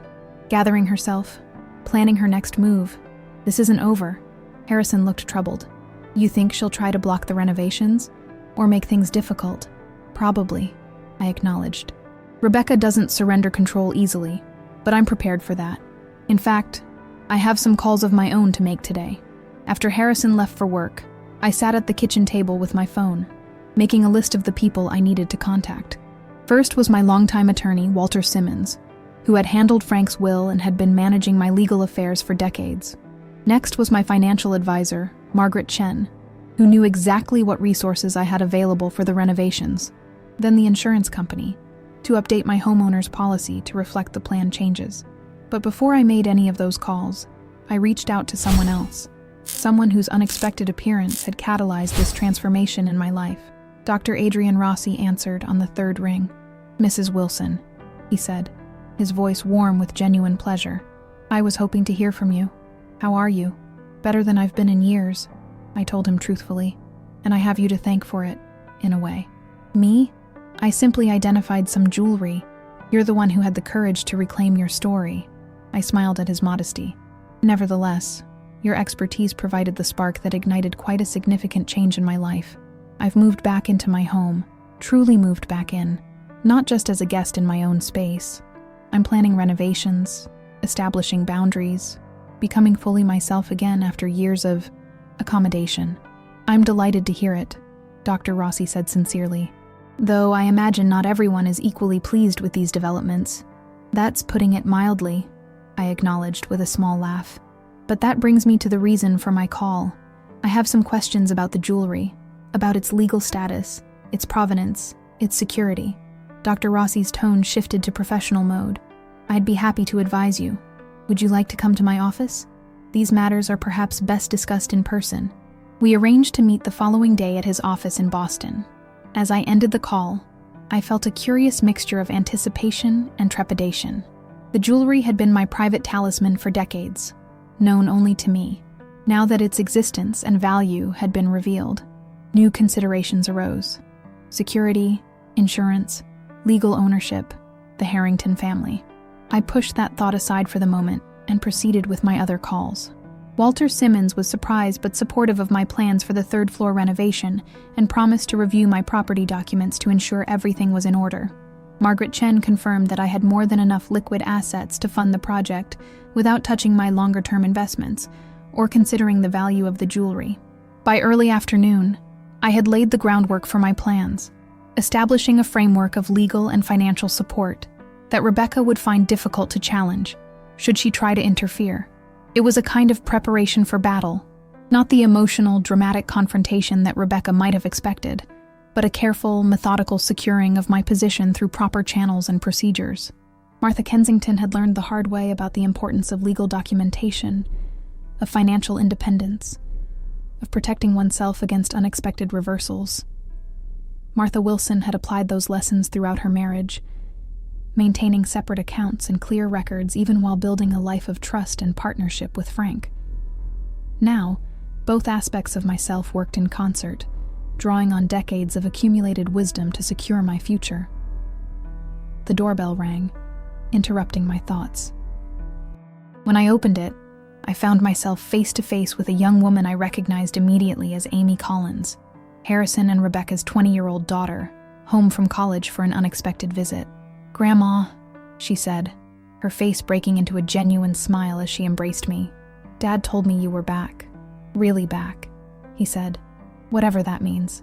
I hugged her tightly, struck as always by how little she resembled Rebecca in temperament, despite their physical similarities. Where Rebecca was controlled and calculating, Amy was warm and straightforward, more like Harrison, more like Frank, more like the Wilson side of the family. "It's a long story," I told her, ushering her inside. "But yes, I'm back. Not that I ever left, physically, but you're really here now," Amy finished for me, with that intuitive understanding that had always connected us. "I can see it in the way you're standing, Grandma. You look, I don't know, taller somehow." I laughed at her perception. "That's one way to put it. Come into the kitchen. I'll make tea and tell you all about it." Over tea served in the mismatched mugs Rebecca hated, but that Frank and I had collected over years of travel, I told Amy an abbreviated version of recent events: the dinner party, the jewelry revelation, my reclamation of my home and history. I didn't share every detail about the friction with her mother, but Amy was perceptive enough to read between the lines. "Mom can be a lot," she said diplomatically when I finished my account. "She means well, I think, but she has this vision of how things should be, and she doesn't always notice when people don't fit into it." "That's a very generous assessment," I said, smiling slightly. Amy shrugged. "She's my mom. I love her, even when she drives me crazy with her need to control everything. But I'm not surprised you finally stood up to her. Honestly, I've been wondering when it would happen." "You have? Grandma? I've watched her steamroll you for years, rearranging your stuff, criticizing your clothes, scheduling your life like you're a child instead of a grown woman with decades more life experience than she has." Amy's frank assessment startled me with its accuracy. "It used to make me so mad when I'd visit and see how she treated you. I tried talking to Dad about it once, but he just said Mom was helping you adjust to life without Grandpa." I reached across the table and squeezed her hand. "It's complicated, being part of a family, knowing when to speak up and when to let things go for the sake of peace." "Well, I'm glad you're speaking up now," Amy said firmly, "and I'm really glad you're redoing the third floor for yourself. Maybe I can stay up there with you when I visit, instead of in the guest room next to Mom and Dad. We could have midnight snacks and watch old movies like we used to when I was little." The memory brought tears to my eyes. Amy, at 7 or 8, curled beside me on the couch in this very kitchen, watching classic films that Rebecca deemed too old-fashioned, but that Amy loved for their romance and drama. "I'd like that very much," I told her. Amy stayed for dinner, the three of us, Amy, Harrison, and I, sharing a meal in the kitchen rather than the formal dining room Rebecca preferred. It felt like old times, before Rebecca had established so many rules about where and how meals should be served, before every aspect of daily life in the house had been subjected to her exacting standards. Rebecca arrived home just as we were finishing dessert, an apple crisp I'd made from scratch, using the recipe Frank's mother had passed down, the one Rebecca had once dismissed as too heavy, too old-fashioned for modern palates. She paused in the doorway, taking in the scene, the casual table setting, the remains of our homemade meal, the easy conversation flowing between generations. "Amy," she said, surprise evident in her voice, "I didn't know you were coming home this weekend." "Last-minute decision," Amy replied, rising to hug her mother. "I heard Grandma was making some changes around here and wanted to see for myself." Rebecca's gaze flickered to me, then back to her daughter. "Changes. Yes, that's one way to put it." The tension that entered the kitchen with Rebecca was palpable, but I refused to let it dominate the evening. "There's plenty of apple crisp left," I offered, "and coffee's fresh." A series of emotions crossed Rebecca's face. Surprise at the domestic scene she'd walked into, calculation as she assessed the shifting family dynamics, and finally, a tight smile that didn't reach her eyes. "No, thank you," she said coolly. "I had dinner at the Capitol Grill with clients." "Your loss," Amy said cheerfully. "Grandma's apple crisp is amazing." Rebecca's gaze swept over the kitchen, noting the small changes I'd already implemented. Family photos returned to the refrigerator door, the cookie jar shaped like a chicken that she'd hidden in a cabinet now back on the counter, cookbook shelves reorganized with my favorites in easy reach. "I see you've been busy," she observed, her tone carefully neutral but her eyes betraying her displeasure. "Just making myself at home," I replied with equal neutrality. "In my home." The emphasis was subtle, but unmistakable. Amy glanced between us, awareness dawning in her expression. Harrison cleared his throat uncomfortably. "Amy was just saying she might help with the third-floor renovations," he said, attempting to steer the conversation toward safer ground. "She's taking an interior design course this semester." "I thought we were still discussing those renovations," Rebecca said, a dangerous edge to her voice. "Nothing's been decided yet." "Actually," I corrected her gently, "the decision has been made. I've already spoken with an attorney, my financial advisor, and several contractors. Work begins next week." Rebecca stared at me, momentarily speechless, a rare occurrence that gave me a small, private satisfaction. "So quickly?" she managed finally. "No sense waiting," I said with a shrug. "I've waited long enough to reclaim my space." Amy, perceptive as always, picked up on the layers of meaning in our exchange. "I think it's great, Mom," she said, watching her mother carefully. "Grandma deserves her own beautiful space in her house." The emphasis on her house wasn't lost on Rebecca, who shot her daughter a look of mingled surprise and betrayal. "Of course she does," she said stiffly. "I just think major renovation decisions should be discussed as a family, given that we all live here." "Like the decisions to renovate the first floor into my apartment?" I asked. "Or to redo the main kitchen? Or to replace the living room furniture? Were those discussed as a family, Rebecca?" Amy's eyebrows rose at my directness. Harrison looked simultaneously uncomfortable and impressed. Rebecca flushed slightly. "That was different. Those changes were for everyone's benefit. For safety and modernization. The third-floor renovation is for my benefit," I said simply. "And that's enough to justify it, since it's my house." We stared at each other across the kitchen, two women locked in a silent battle of wills that had been brewing for years. But this time, I didn't drop my gaze. I didn't defer or accommodate or smooth things over for the sake of peace. This time, it was Rebecca who looked away first. "I'm going upstairs," she said, her voice tight with controlled anger. "I have calls to make." After she left, Amy let out a low whistle. "Wow, Grandma, that was something." "It was necessary," I said, beginning to clear the dishes. "Long overdue, actually." Amy helped me load the dishwasher, while Harrison wiped down the table, a comfortable domesticity that reminded me of earlier years, before Rebecca had imposed her rigid systems and schedules on household tasks. "Mom's not going to give up easily," Amy warned as she rinsed plates. "When she feels like she's losing control, she doubles down." "I know," I said. "That's why I've taken precautions." Harrison looked up from the table. "What kind of precautions?" "Legal ones. Financial ones. Tomorrow I'm meeting with Dr. Rossi to discuss the jewelry, insurance, security, proper documentation of ownership. I've updated my will with Walter to ensure my intentions for those pieces are crystal clear." Harrison nodded slowly. "You're building a fortress." "I'm establishing boundaries," I corrected him, making it clear that certain things are non-negotiable. "Smart," Amy approved. "Mom respects strength, even when it frustrates her." After Amy and Harrison had gone to bed, I sat alone in the kitchen, savoring the silence and the small victory of the evening. Rebecca would regroup, I knew. She would develop new strategies to reassert control, to challenge my independence, to maintain the hierarchy she had established with herself at the apex. But I was prepared now.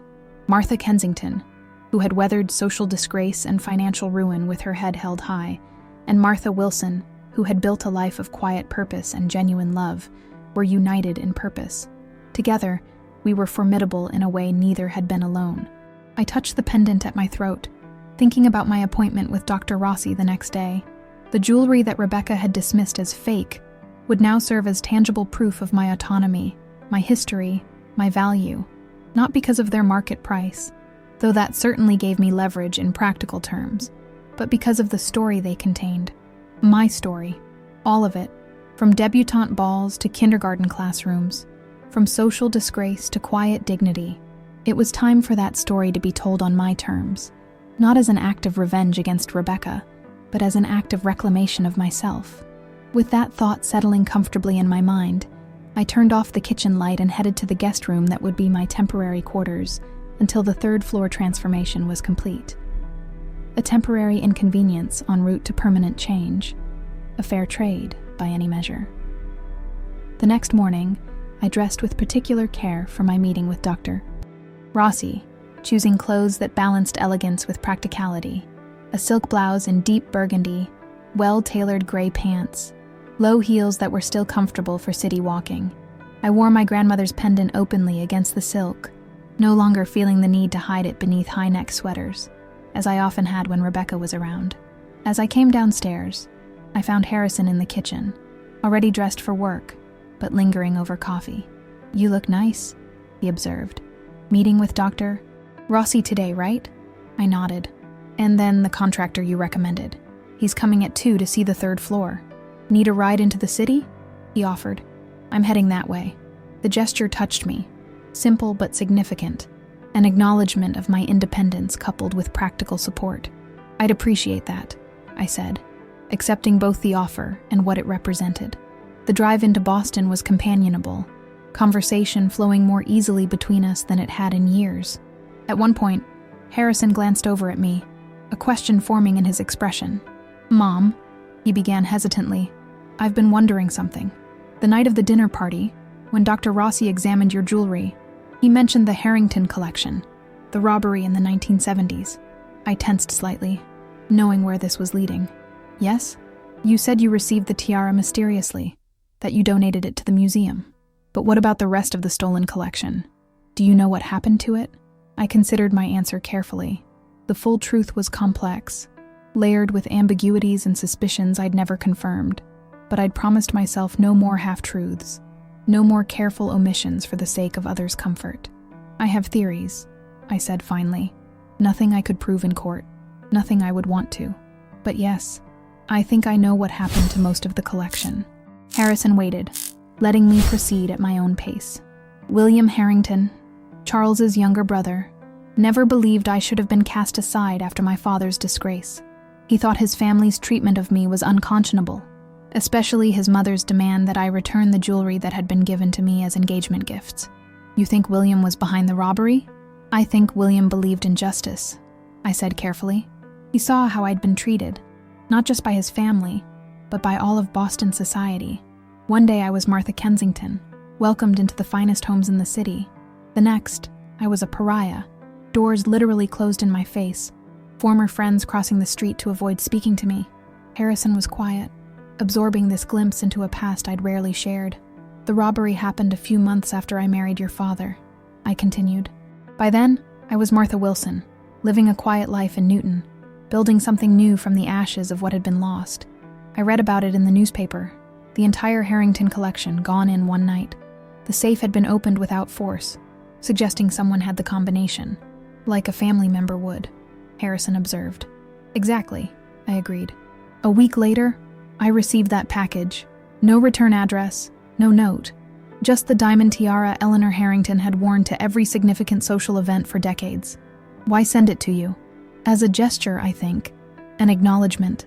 A way of saying that what had been done to me was wrong. That some kind of cosmic balance had been restored." I smiled slightly at the memory, but I couldn't keep it. It wasn't mine, had never been given to me. So I donated it anonymously to the museum, where it remains to this day.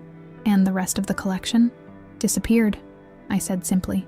There were rumors over the years, pieces appearing on the black market in Europe, stones being recut and reset to disguise their origin, items turning up in private collections in South America or Asia. Nothing was ever proven. Do you think William kept them? Sold them? I think, I said carefully, that William did what he believed was right, in his own way. The Harringtons had insurance.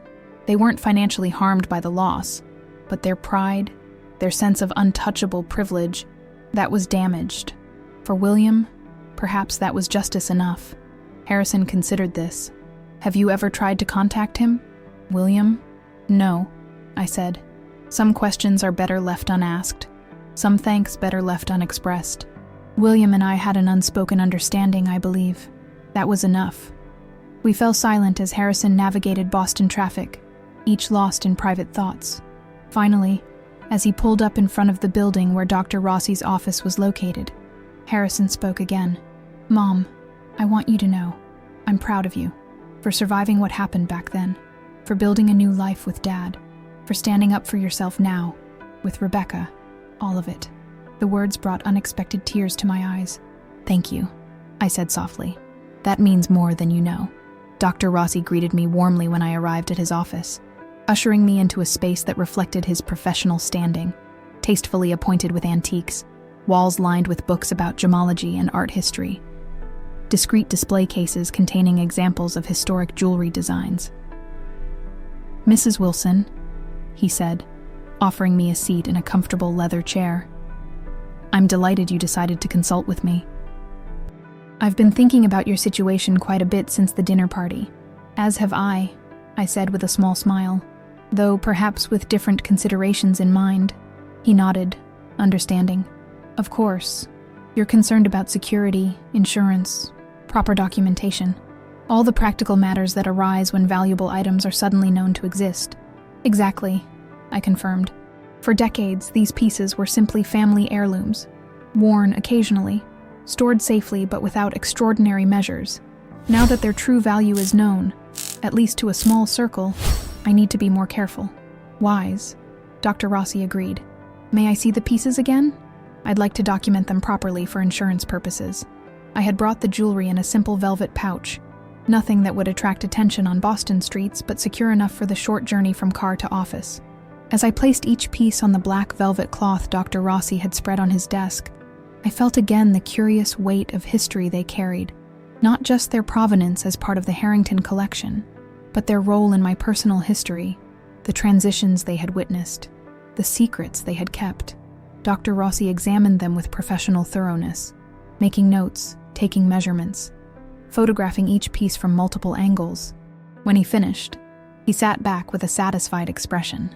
These are even more remarkable than I remembered, he said. The Kashmir sapphire in particular. It's exceptional, and the setting your husband designed for it shows it perfectly. He had quite an eye. He did, I agreed, touched by this recognition of Frank's aesthetic sense. He never had formal training, but he had natural talent for seeing how things should fit together. I've taken the liberty of preparing some options for you, Dr. Rossi said, opening a file on his desk. Insurance policies specifically designed for high-value jewelry, security recommendations for home storage, even discreet banking options if you'd prefer to keep the pieces in a vault rather than at home. Thank you, I said, genuinely appreciative of his thoroughness. But there's another matter I'd like to discuss, one that concerns me more than theft or loss. The Harrington family, he guessed immediately. Yes, I confirmed. You mentioned at the dinner party that they still maintain these pieces were stolen, that they might try to claim them if word got out they've been found. Dr. Rossi nodded thoughtfully. It's a legitimate concern. The legal situation around gifts given in contemplation of marriage can be complex. In some jurisdictions, they're considered conditional gifts, ownership contingent on the marriage taking place. But the engagement wasn't broken by me, I pointed out.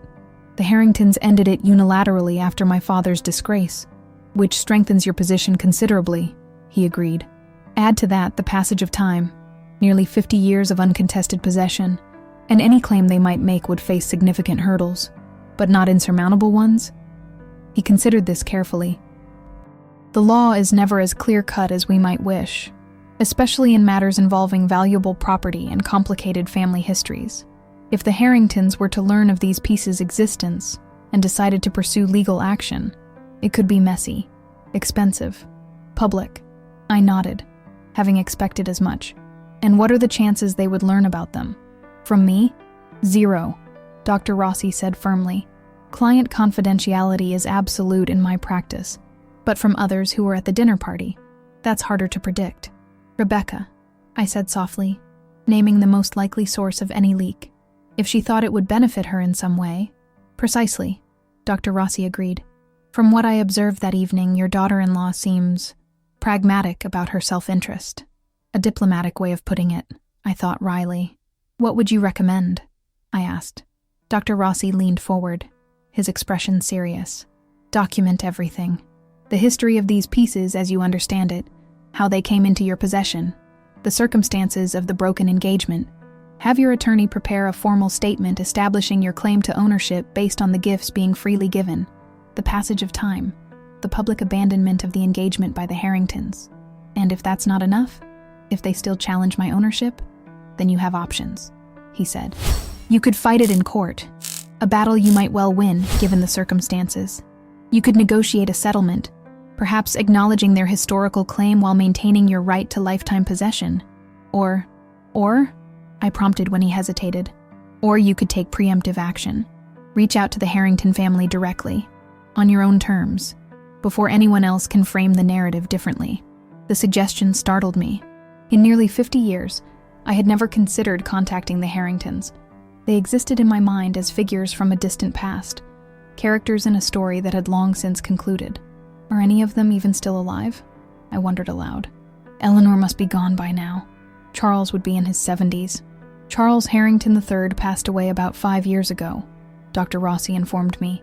Heart attack on his yacht in the Caribbean.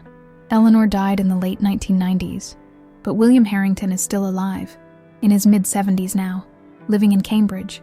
And there's a younger generation, Charles's children, William's children. The family still maintains a certain social position in Boston. The information was unsettling. These people I'd relegated to history were still present, still part of the same city where I now sat, the same world I inhabited.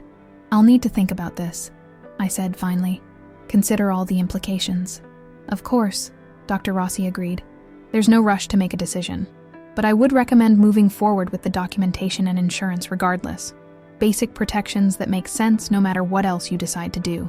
We spent the remainder of our meeting discussing practical details, insurance valuations, security options for my home, proper care and cleaning of the historic pieces.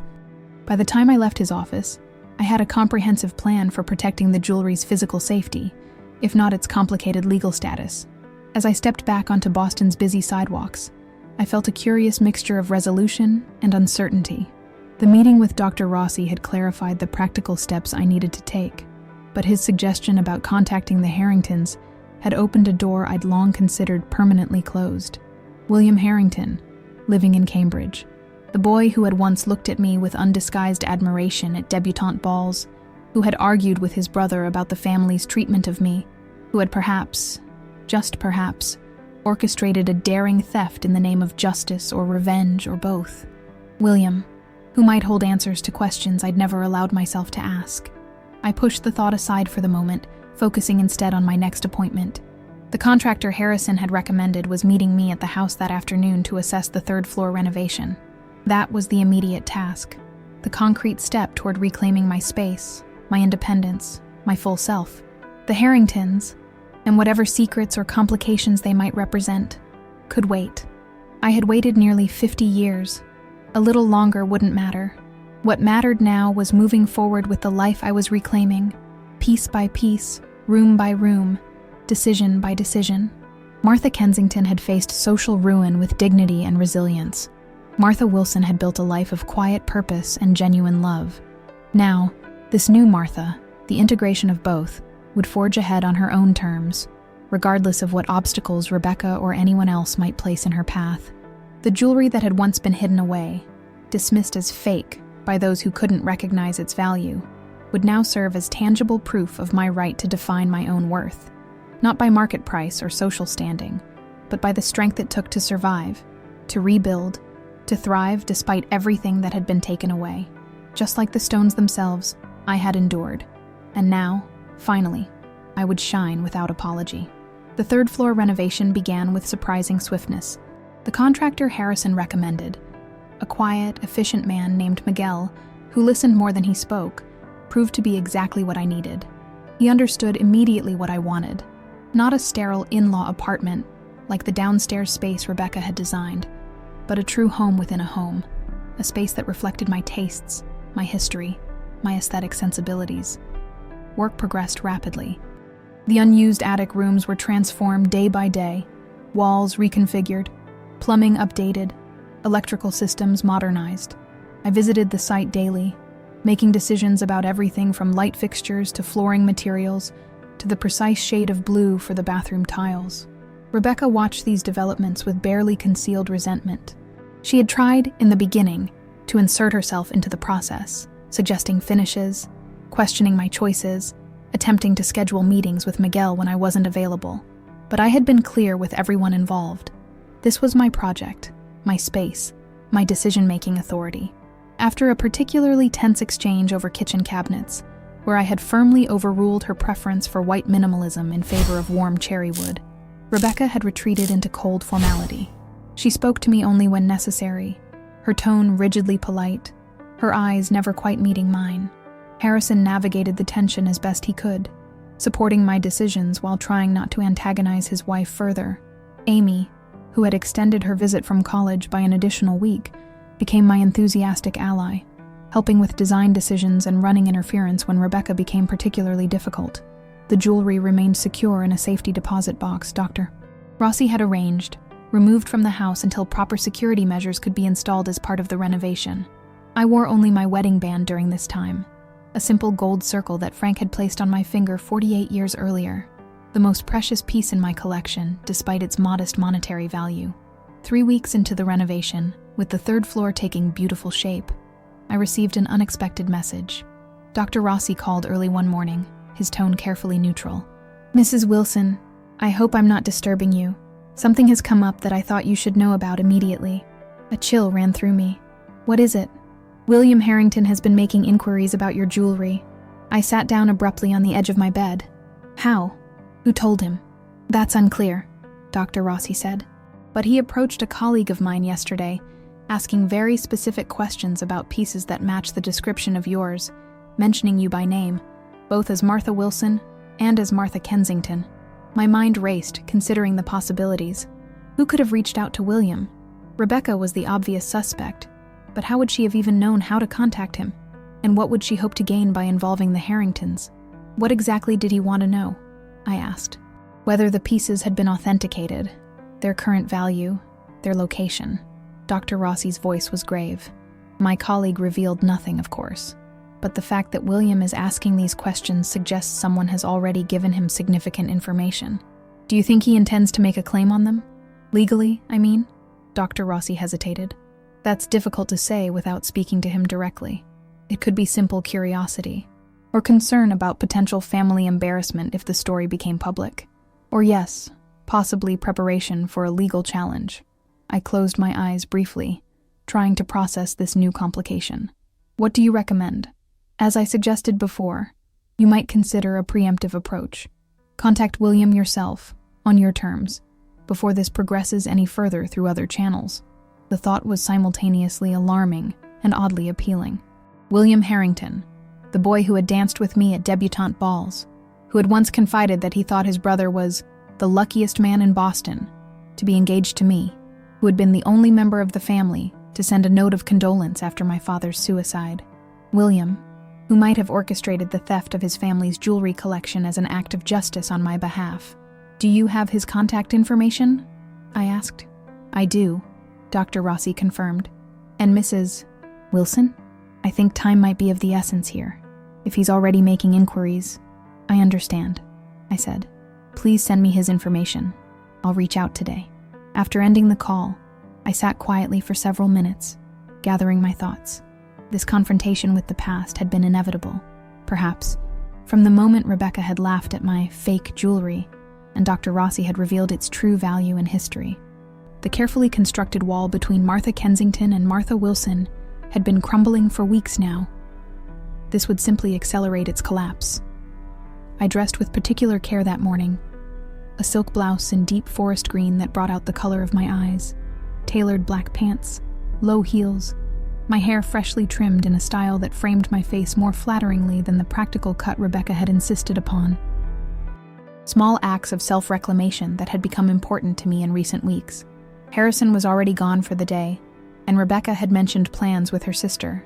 The house was quiet, except for the sounds of construction on the third floor, giving me privacy for what might be a difficult conversation. I sat at the kitchen table, Dr. Rossi's email with William Harrington's contact information open on my phone. After a moment's hesitation, I dialed the number, my heart beating unnaturally fast as I listened to it ring. Harrington speaking. The voice was deeper than I remembered, weathered by age, but with the same distinctive cadence, the same slight Boston Brahmin accent that had once been as familiar to me as my own voice. "William," I said, surprised at how steady my voice sounded. "This is Martha Kensington Wilson." A long pause, then, "Martha." Just that, my name, breathed like a revelation. My God, after all these years. "Yes," I agreed. "It's been a long time. I never thought—" He trailed off, then collected himself. "How are you? How did you get this number?" "I'm well," I said, "and I got your number from Dr. Adrian Rossi, who tells me you've been making inquiries about certain pieces of jewelry." Another pause, longer this time. "I see," he said finally. "I suppose we should talk about that." "Yes," I agreed. "We should.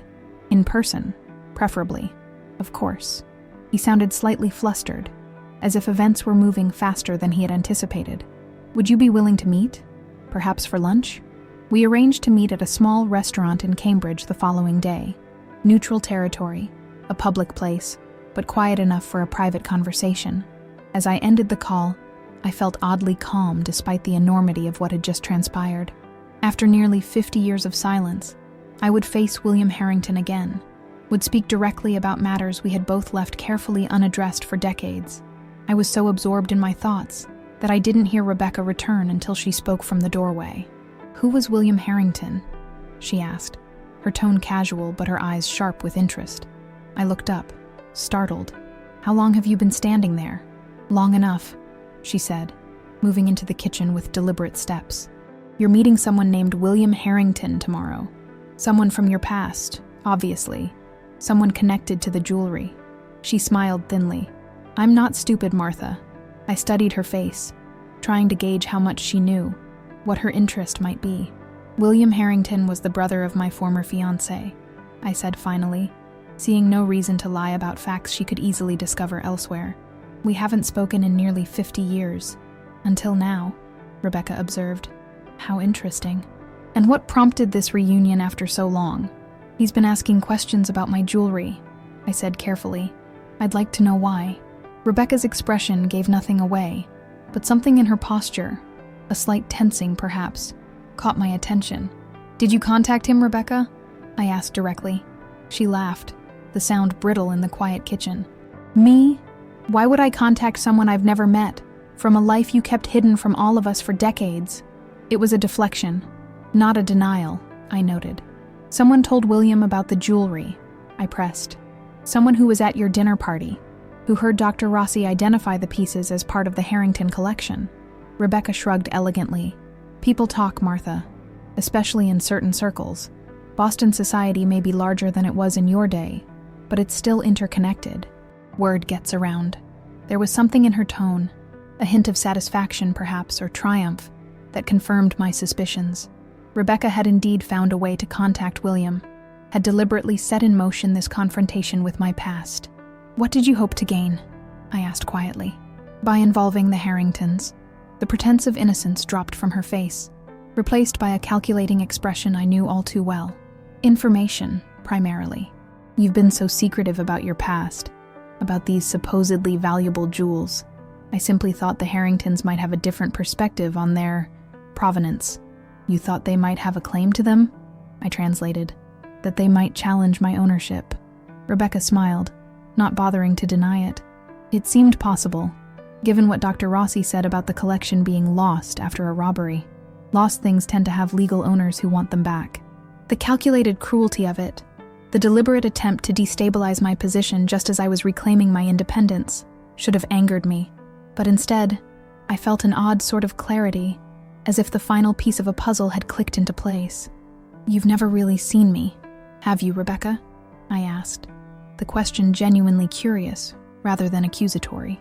"From the moment you entered this family, I've been a problem to solve, an inconvenience to manage, a relic to be tolerated but never truly respected." She had the grace to look momentarily discomfited, but recovered quickly. "I've always treated you with consideration." "No," I interrupted gently. "You've treated me with condescension disguised as consideration. There's a difference." Rebecca's eyes narrowed. "This is absurd. Everything I've done has been to help you, to incorporate you into our lives, to make sure you were properly taken care of after Frank died. That's what you told yourself," I acknowledged. "But the truth is, you needed me to be diminished in order to feel secure in your position. A woman with her own history, her own strength, her own resources. That wasn't the mother-in-law you wanted. You needed someone dependent, someone grateful, someone who would never challenge your authority in this house or in this family." Rebecca stared at me, momentarily speechless, a rare occurrence that gave me a small, private satisfaction. "That's why the jewelry revelation disturbed you so deeply," I continued, "not just because of its monetary value, but because it suggested dimensions to me that didn't fit the narrow box you'd placed me in. It hinted at a life, a history, a woman you knew nothing about, one you couldn't easily control or dismiss." "You're overanalyzing this," Rebecca said, her voice tight. "I was simply surprised, as anyone would be, to discover valuable jewelry had been hidden in my home." "My home," I corrected her gently. "And they weren't hidden, they were private. There's a difference." We stood facing each other across the kitchen, two women locked in a contest of wills that had been brewing for years, but was only now reaching its climax. In Rebecca's eyes, I saw calculation, resentment, and beneath it all, a flicker of something that might have been fear. Fear of losing control, fear of being displaced, fear of the shifting ground beneath her carefully constructed dominance. "What exactly did you tell William Harrington?" I asked, my voice calm but firm. Rebecca hesitated, clearly weighing how much to reveal. "I simply let him know that certain pieces from his family's collection had surfaced," she said finally, "that they were in your possession, that questions had been raised about their ownership." "How did you even find him?" A small, satisfied smile crossed her face. "Boston is still a small town in certain ways. The Harrington name still carries weight in the right circles. It wasn't difficult to make inquiries, to find the right connection." I nodded slowly, absorbing this. "I see. And what did you hope would happen? That William would sue me? That I'd be forced to surrender the jewelry?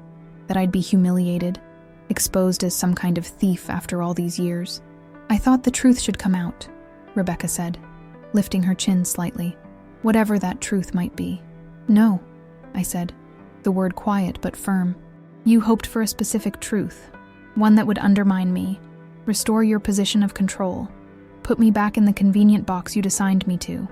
But that's not how truth works, Rebecca. It isn't shaped to serve our purposes or validate our assumptions." I moved toward the coffee pot, pouring myself a cup with steady hands despite the tension of the moment.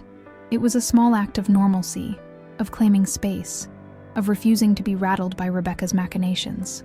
"I'm meeting William tomorrow," I said, turning back to face her. "We'll discuss the jewelry, our shared past, whatever questions he might have. And after that, I'll continue with my plans for this house, for my life, for my future, with or without your approval or understanding." Rebecca's face flushed with anger or embarrassment or both. "You can't just—" "I can," I interrupted gently. "I am. This isn't a debate, Rebecca. It's simply information I'm sharing with you, as a courtesy, since we continue to share this home.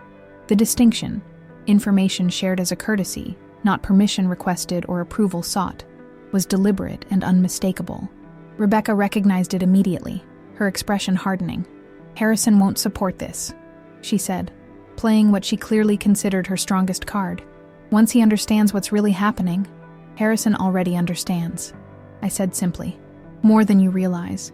He's seen the truth of our dynamic these past few years, Rebecca. He's recognized his own role in allowing it to continue, and he's chosen, quite deliberately, to support my independence now. She stared at me, momentarily speechless again. This was new territory for both of us. Me standing firmly in my own authority, her unable to deflect or dismiss or control the narrative. This isn't over, she said finally, the words carrying both threat and uncertainty. No, I agreed. It isn't, but it has changed. Fundamentally and permanently. The sooner you accept that, the easier our continued coexistence in this house will be. I took my coffee and moved toward the door, pausing beside her. I didn't choose this confrontation, Rebecca. You engineered it by contacting William, by attempting once again to manage my life without my knowledge or consent. But now that we're here, I'm grateful for the clarity it brings. For both of us. I left her standing in the kitchen, her carefully constructed world of control and deference visibly crumbling around her. As I climbed the stairs to check on the renovation progress, I felt that curious mixture of resolution and liberation that had become increasingly familiar in recent weeks. The sensation of stepping fully into my own authority, my own truth, my own life. Tomorrow I would meet William Harrington and face whatever complications or revelations that encounter might bring. But today, in this moment, I had faced Rebecca and held my ground, not with anger or accusation or retaliation, but with calm clarity and unshakable certainty in my own worth. Martha Kensington would have been proud. Martha Wilson, too. And this new Martha, the integration of both, was simply at peace with herself, regardless of what storms might still lie ahead. The following day dawned clear and cool, a perfect New England autumn morning. I dressed with deliberate care for my meeting with William, a tailored navy dress that Rebecca had once dismissed as too formal for your lifestyle, pearl earrings that had been my mother's, low heels that were elegant but comfortable for walking. I wore my grandmother's pendant openly, not hidden beneath a scarf as it might once have been. As I came downstairs, I found Harrison in the kitchen, nursing a cup of coffee. He looked up, his expression concerned. "Mom," he said, "Rebecca told me about your meeting today, with William Harrington." I poured myself coffee, taking my time before responding. "Did she also tell you that she was the one who contacted him? Who told him about the jewelry?" Harrison's face tightened. "No. She said he must have heard rumors after the dinner party." He shook his head slightly. "I should have known there was more to it. There usually is with Rebecca," I said, not unkindly but factually. "Are you sure meeting him is wise? Alone? After all these years?" I smiled at my son's concern. "I appreciate your worry, but yes, this meeting is necessary. William and I have unfinished business, you might say. Questions that have remained unasked for far too long." Harrison nodded slowly. "Do you want me to drive you? Wait nearby, just in case?" The offer touched me deeply. My son seeing me not as someone to be managed, but as someone to be supported, on my own terms. "Thank you," I said sincerely. "But no, this is something I need to do alone." I took a cab into Cambridge, watching the familiar Boston landscape slip by outside the window. So much had changed since I'd been Martha Kensington, navigating these streets in my father's chauffeured car, dressed in the latest fashions, secure in my place in society. Buildings had risen and fallen. Neighborhoods had transformed. The very character of the city had evolved. And yet, as we crossed the Charles River into Cambridge, I felt an unexpected sense of homecoming, not to the physical spaces of my youth, but to the core of who I had been before scandal and loss had forced me to rebuild myself from the ground up. The restaurant William had chosen was small but elegant, tucked away on a side street near Harvard Square. As the cab dropped me off, I took a moment to compose myself, drawing a deep breath before entering. William was already there, seated at a corner table, rising as the hostess led me toward him. Time had changed him, of course. His once dark hair now silver, his tall frame slightly stooped, lines etched deeply around his eyes and mouth. But I would have known him anywhere. The same intelligent eyes, the same thoughtful set to his mouth, the same air of quiet certainty that had always set him apart from his more flamboyant brother. "Martha," he said, his voice warm with genuine pleasure, "you look wonderful." "William," I replied, accepting his brief embrace before we both sat. "It's been a long time."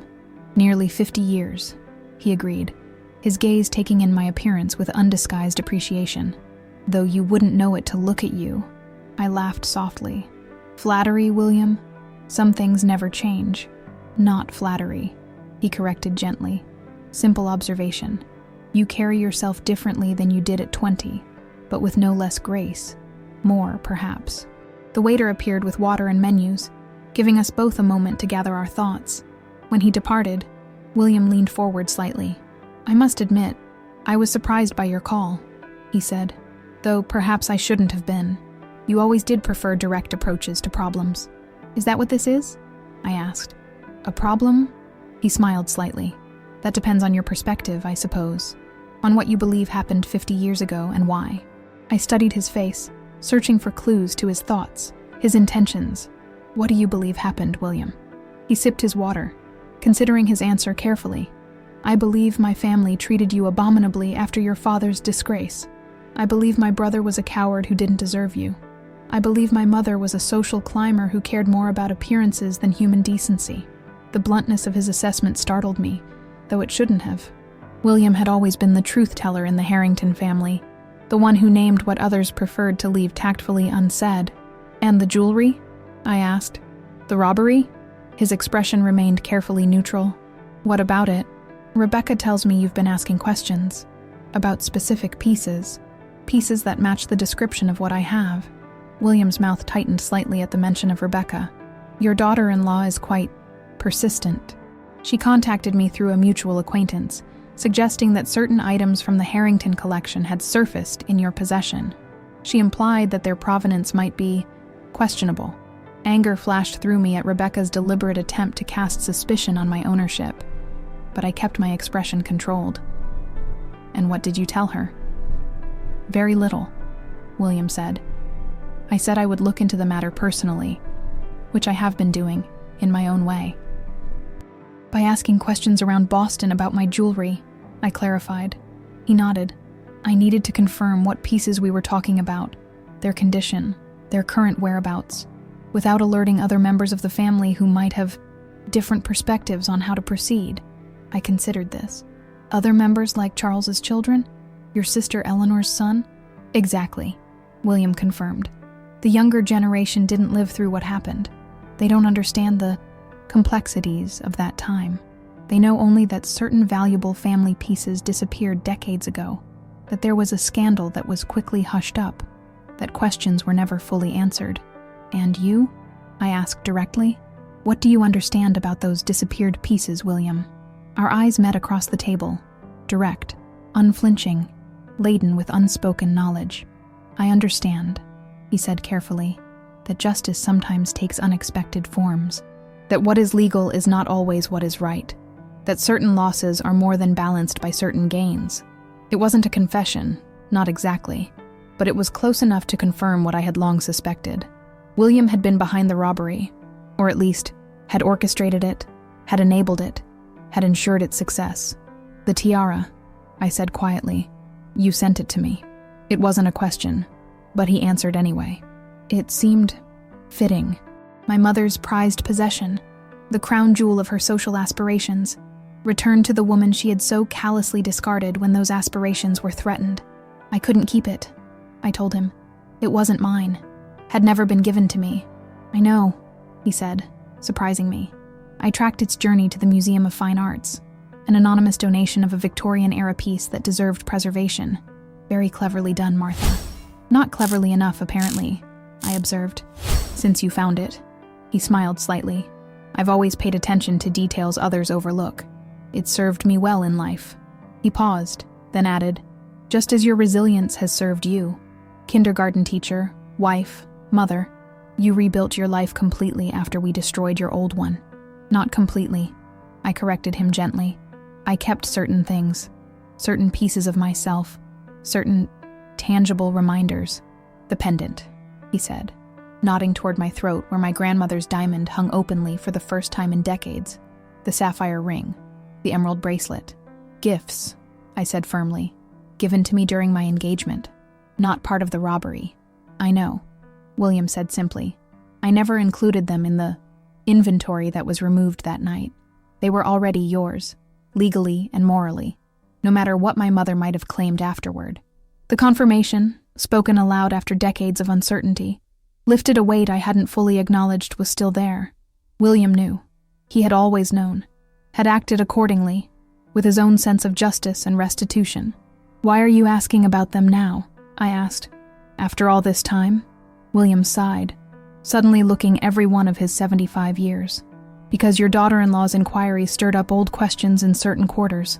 Because I wanted to assess the situation personally before others in the family became involved. Because..." He hesitated, then continued with quiet intensity. "Because I've never stopped thinking about you, Martha. About what was done to you. About whether the actions I took helped or harmed in the long run." The waiter returned then, taking our orders, bringing bread to the table, pouring wine. When we were alone again, I leaned forward slightly. "They helped," I said simply. "Not financially. I never sold any of the pieces, never needed to. But knowing someone had seen the injustice, had acted to balance the scales in some way, it mattered, William, more than I can express." Relief softened his features. "I'm glad. I've wondered over the years whether I overstepped, whether my sense of righteousness was simply arrogance in another form." "It wasn't," I assured him. "But William, what happens now? Rebecca has opened this door, and I doubt she'll be satisfied until she sees where it leads. Will other family members come after my jewelry, try to claim it legally?" He considered this carefully. "They might, if they knew. The younger generation can be litigious, less bound by the social codes that governed our generation's behavior. But they don't know. Not yet. And you control whether they find out," I observed. William nodded slowly. "To some extent, yes. I'm the last of the generation that lived through the scandal. The only one who knows exactly what happened that night, what pieces went where, what was recovered by insurance, and what wasn't. And what will you tell them? If they ask directly?" He smiled slightly. "The truth, as I understand it, that certain pieces were given to you legitimately as engagement gifts, that you had every legal and moral right to keep them after the engagement was broken by our family's actions, that any attempt to claim them now, after nearly 50 years of clear ownership on your part, would be both legally dubious and morally reprehensible." I studied his face, searching for hesitation or uncertainty, and finding none. William had always been the most principled of the Harringtons, the one who saw beyond social niceties to underlying ethical questions, who was willing to act on his convictions regardless of convenience or convention. "And Rebecca?" I asked.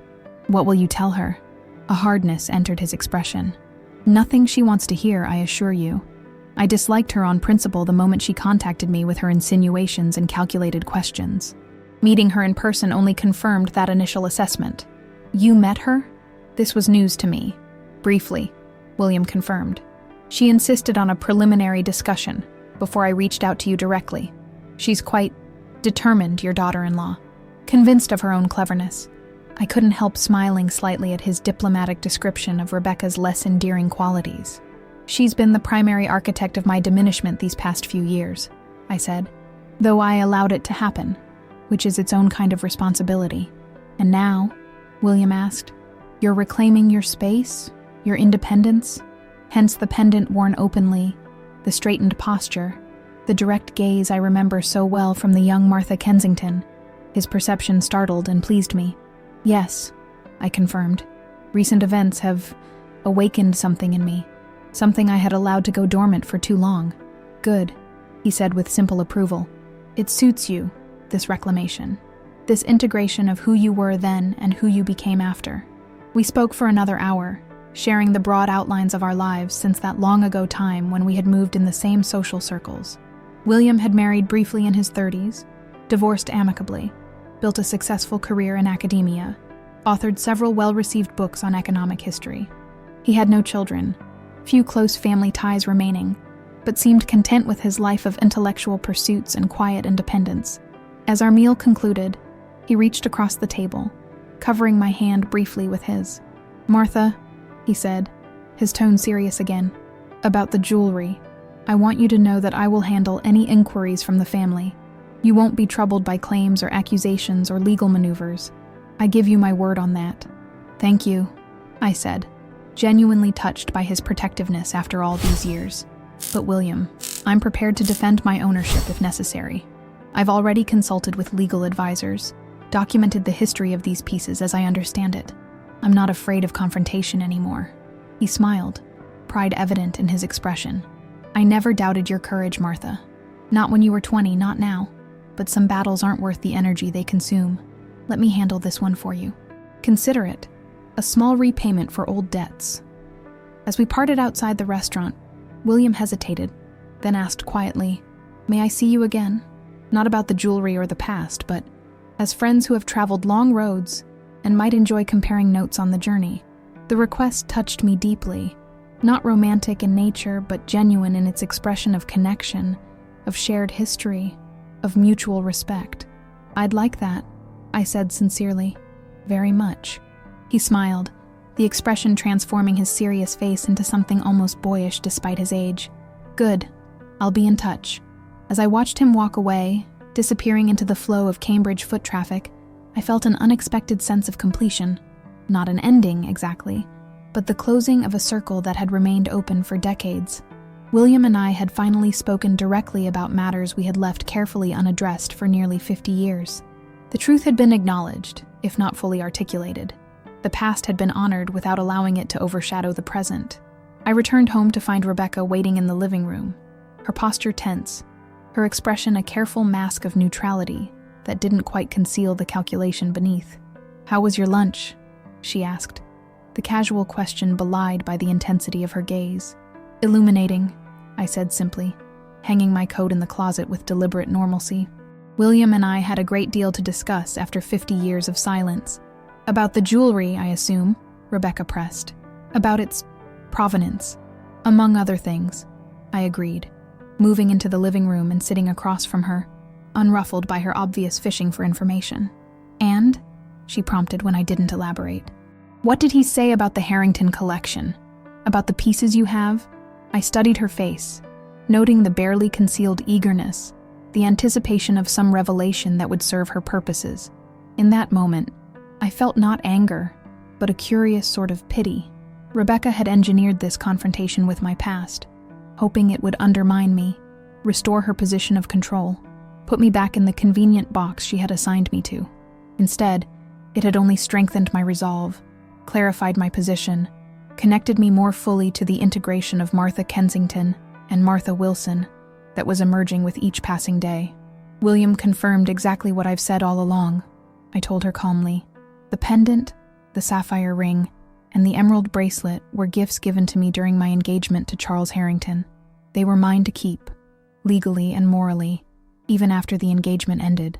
They have been mine for nearly 50 years, and they will remain mine until I choose to pass them on to my grandchildren, as specified in my will."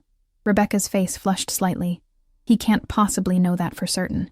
He wasn't the one who gave them to you." "No," I agreed, "but he was present when they were given. He remembers the occasions, the circumstances, the clear intent of the gifts, and he has already assured me that he will affirm that understanding to anyone in the Harrington family who might question it." The certainty in my voice seemed to unsettle her. This was not the outcome she had anticipated when she had reached out to William, hoping to destabilize my position just as I was reclaiming my independence. "I see," she said tightly. "How convenient for you." "Not convenient," I corrected her gently. "True. There's a difference, Rebecca. Just as there's a difference between jewelry that is hidden and jewelry that is private, between a house that is shared and a house that is taken over, between help that is offered and control that is imposed." She stared at me, momentarily at a loss for words, a rare occurrence that gave me no satisfaction, only a sense of clarity about how fundamentally our relationship had changed. "I know why you contacted William," I continued quietly. "What you hoped might happen, that he would challenge my ownership of the jewelry, force me back into a position of vulnerability or dependence, that the narrative you've constructed of the aging widow who needs management, who should be grateful for your guidance, who has no resources or history of her own, would be reinforced." Rebecca opened her mouth as if to protest, then closed it again, perhaps recognizing the futility of denial. "But that's not what happened," I said. "Instead, William confirmed what I've always known, that these pieces are mine, without qualification or uncertainty, that my history, both as Martha Kensington and as Martha Wilson, is valid and meaningful, that I am not defined by your perception of me, but by the full truth of who I am and have always been. I rose from my seat, moving toward the stairs. The third-floor renovation will be completed next week. I'll be moving my belongings up there over the weekend. After that, I'll use the main areas of the house, the kitchen, the living room, the garden, as I choose, when I choose, not according to your schedule or preferences, but according to my own needs and desires. Rebecca remained seated, her posture rigid, her expression a mixture of anger and disbelief. This was not how our confrontations had typically ended in the past, with me setting terms and walking away, leaving her to adjust to the new reality rather than the other way around. "This is still our home too," she said, a note of desperation entering her voice. "Harrison and I live here. We have rights, routines, expectations." "Yes," I agreed, pausing at the foot of the stairs. "You do live here, in my home, at my invitation, an invitation that remains open, despite your recent actions. But the terms of that cohabitation have changed, Rebecca, permanently and fundamentally. The sooner you accept that, the easier our continued existence under this roof will be." I climbed the stairs without waiting for her response, each step feeling like a reclamation, a return to the full measure of myself after years of gradual diminishment. The renovation noises from the third floor, hammers, drills, the voices of workers creating my new space, seemed like a soundtrack to my own internal rebuilding. Martha Kensington had faced social disgrace with dignity and resilience. Martha Wilson had built a life of quiet purpose and genuine love. Now, this new Martha, the integration of both, moved forward with clear-eyed certainty about her worth, her rights, her place in her own life story. The jewelry that Rebecca had laughed at, dismissing as fake, had become the catalyst for this transformation, not because of its monetary value, but because of the history it contained, the transitions it had witnessed, the woman who had carried it from one life into another. Like those precious stones, I had endured. I had survived. I had retained my essential worth, despite those who failed to recognize it. And now, finally, both the jewels and the woman were ready to shine in the full light of day, without apology, without diminishment, without fear of what others might think or say or do in response to their true value. 6 months have passed since that autumn day, when Rebecca laughed at my fake jewelry, setting in motion changes none of us could have anticipated. 6 months of transformation, reclamation, and quiet revolution within these walls. My third-floor apartment is complete now, a beautiful light-filled space that reflects both my history and my present. The sloped ceilings that Rebecca once dismissed as awkward have become architectural features highlighted by clever lighting. The dormer windows frame perfect views of the garden Frank planted for me decades ago, rows by rows. The small kitchen gleams with the cherry cabinets I chose, defying Rebecca's preference for sterile white minimalism. I've filled the space with furniture that tells my story, some pieces from the Wilson years that Rebecca had relegated to storage, some new items chosen specifically for this phase of my life, and a few carefully selected antiques that echo the Kensington era without being bound by its formality. It's a space that honors all parts of my journey, that makes no apologies for either luxury or simplicity, that simply feels authentically mine. The jewelry that catalyzed this transformation has its place here too, stored securely in a hidden safe when not being worn, but no longer kept hidden as if shameful or secret. I wear my grandmother's pendant often now. The sapphire ring Frank designed occasionally adorns my finger for special occasions, and the emerald bracelet has even made a few appearances at family gatherings that have themselves transformed in subtle but significant ways. Harrison and Rebecca still live in the main part of the house, but the dynamic between us has fundamentally shifted. Harrison has become more attentive, more perceptive of nuances he once overlooked, more willing to speak up when Rebecca slides into her old patterns of control or condescension. Our relationship has deepened as he's come to know the full dimension of his mother, not just the kindergarten teacher who raised him, but the debutante who survived scandal, the woman who rebuilt herself from the ground up when everything was taken away. Rebecca has adjusted to the new reality, with reluctance but inevitability.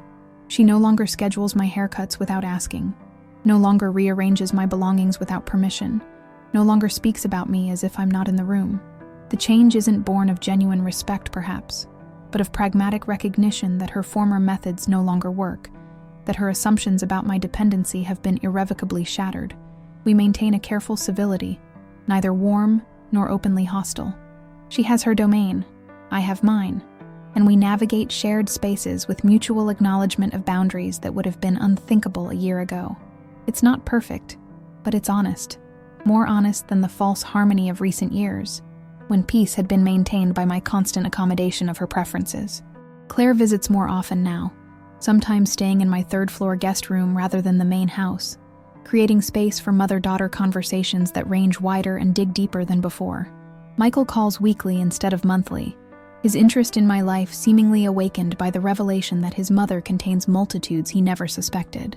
Amy, Harrison and Rebecca's daughter, has become a regular presence during college breaks, often bringing friends to visit Grandma's apartment, which she describes to them as the coolest space in the house, with the best stories. She sits for hours on my window seat, asking questions about both Martha Kensington and Martha Wilson, absorbing family history with genuine curiosity and respect. And then there's William. We meet for lunch every few weeks, sometimes in Cambridge, sometimes in Boston, occasionally at small restaurants in surrounding towns. Not romantic in nature, but genuine in connection, in shared history, in mutual respect that has only deepened with each conversation. He tells me about his academic research, his travel plans, the book he's writing on economic ethics. I tell him about my volunteer work at the hospital, my book club discussions, my growing collection of orchids that thrive in the third-floor windows. We talk about the past sometimes, not with regret or bitterness, but with the perspective that only decades can provide. He's confirmed what I long suspected, that he orchestrated the Harrington jewelry robbery as an act of justice, of restitution for what his family had done to me. The pieces were dispersed carefully through channels that couldn't be traced, the insurance claim paid without much investigation, the Harringtons being too concerned with social standing to risk further scandal through prolonged inquiry. Only the tiara found its way to me, the symbolic crown jewel of Eleanor Harrington's social aspirations, returned to the woman she had so callously discarded when those aspirations were threatened. William had known I would recognize its significance, had trusted me to decide its fate. My choice to donate it anonymously to the Museum of Fine Arts had confirmed his assessment of my character, he told me once with evident approval. As for the other Harringtons, Charles's children, William's nieces and nephews, they remain unaware of the full story. William has kept his word, handling family inquiries with diplomatic firmness, making it clear that any attempt to claim my jewelry would be both legally dubious and morally indefensible. The matter has, it seems, been laid to rest within the family circles that might have caused complications. Rebecca knows this. I shared the outcome of William's intervention deliberately, not as a victory to be lorded over her, but as information that defined our new reality. Her attempt to destabilize my position by involving the Harringtons had not only failed, but backfired, strengthening my claim, clarifying my rights, connecting me to an ally she hadn't anticipated. Today marks a special occasion, the 1-year anniversary of Frank's death. In previous years, Rebecca had organized formal remembrances that felt more like social obligations than genuine tributes to the man I'd loved for 45 years. This year, I've planned something different. A small gathering in the garden Frank created, where spring bulbs are just beginning to emerge from soil. He amended season after season. Just family. Harrison, Rebecca, Amy, home from college for the weekend, Claire driving up from Providence, Michael and his wife flying in from Chicago. No caterers, no formal settings, just simple food prepared in my kitchen, served on the mismatched plates Frank and I had collected over decades of marriage. I wear my grandmother's pendant openly, the diamond catching afternoon sunlight as I move among our children, our grandchildren, telling stories about Frank that highlight not his professional achievements, as Rebecca's memorials always did, but his human qualities, his terrible puns that made our children groan, his patience teaching Harrison to drive, his habit of leaving love notes in my lunch bag throughout our marriage, his steadfast belief in second chances and new beginnings. Rebecca watches from the periphery, her expression difficult to read. Perhaps she's merely tolerating what she sees as an overly sentimental, insufficiently formal remembrance. Or perhaps, just perhaps, She's glimpsing a dimension of Frank she never fully appreciated during his lifetime, seeing the man through the eyes of the woman who knew him best. As the afternoon light begins to soften, I find myself standing beside the rose bushes Frank planted the year we moved into this house. 50 blush pink blooms that have returned season after season, outlasting trends and weather and time itself. I touch a new spring bud gently, feeling the promise of life continuing, of beauty recurring, of cycles that persist beyond individual endings. Harrison joins me, his expression contemplative. "Dad would have loved this," he says quietly. "All of us together, in his garden, remembering him as he really was." Yes, I agree. He never cared much for formality. He cared about connection, about seeing people clearly and loving them anyway. "The way he saw you," Harrison observes. "All of you, Martha Kensington and Martha Wilson both." I look at my son in surprise. "What makes you say that?" Harrison smiles slightly. "Something I found when we were going through his papers after he died. A small notebook I didn't show anyone at the time. Journal entries from when you first met, first married. He wrote about how fascinating you were to him. This woman who moved between worlds so gracefully, who carried herself with such quiet dignity despite what she'd lost. He knew more about your past than you might have realized, Mom." Tears spring to my eyes at this unexpected revelation. He never said, "I think he understood why you kept certain things private," Harrison says gently. "Why you separated Martha Kensington from Martha Wilson. But he saw both women and loved them equally." The thought settles around me like a warm embrace. Frank, my Frank, seeing more than I'd given him credit for, understanding parts of myself I thought I'd hidden away, loving me completely despite, or perhaps because of the complexities I contained. "Thank you for telling me that," I say softly. "It means more than I can express." As the gathering begins to disperse, Claire helping to pack leftover food, Michael loading dishes into the dishwasher, Amy showing her cousins the third-floor apartment she's so proud of, I find myself alone in the garden for a moment, the pendant warm against my skin in the last rays of afternoon sun. The jewelry that Rebecca laughed at, dismissing as fake, has become a symbol of something far more valuable than its market price. It represents survival, reinvention, the life I chose, not the one that was forced upon me. It carries the weight of history, my history, in all its complexity and contradiction. Like these stones, I endured. I survived. I retained my essential worth despite those who failed to recognize it. The young woman who faced scandal with her head held high. The teacher who found joy in small children's discoveries. The wife who built a life of quiet purpose alongside a good man. The mother who raised 3 children to adulthood. The widow who rediscovered her own strength after loss. All of these women live within me now, integrated and acknowledged, no longer compartmentalized for others' comfort or convenience.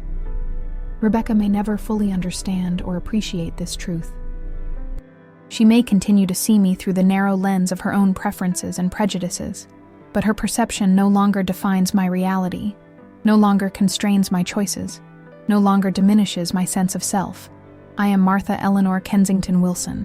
All of me, all at once, without apology or explanation. The jewelry that traveled with me from one life to another, witnessing transitions both painful and profound, will someday adorn my granddaughters. Claire's Emily will receive the pendant, Michael's Sophie the emerald bracelet, Amy the sapphire ring Frank designed with such care and pride. But the true inheritance I hope to leave them is not measured in carats or market value. It's the knowledge that worth is not determined by others' assessments, that dignity can survive the worst losses, that it's never too late to reclaim your voice, your space, your full and complex self. As I turn to go inside, the pendant catches the light one last time, a flash of brilliance against the gathering dusk. Not hidden, not fake, simply authentically valuable, exactly as it has always been, just like me.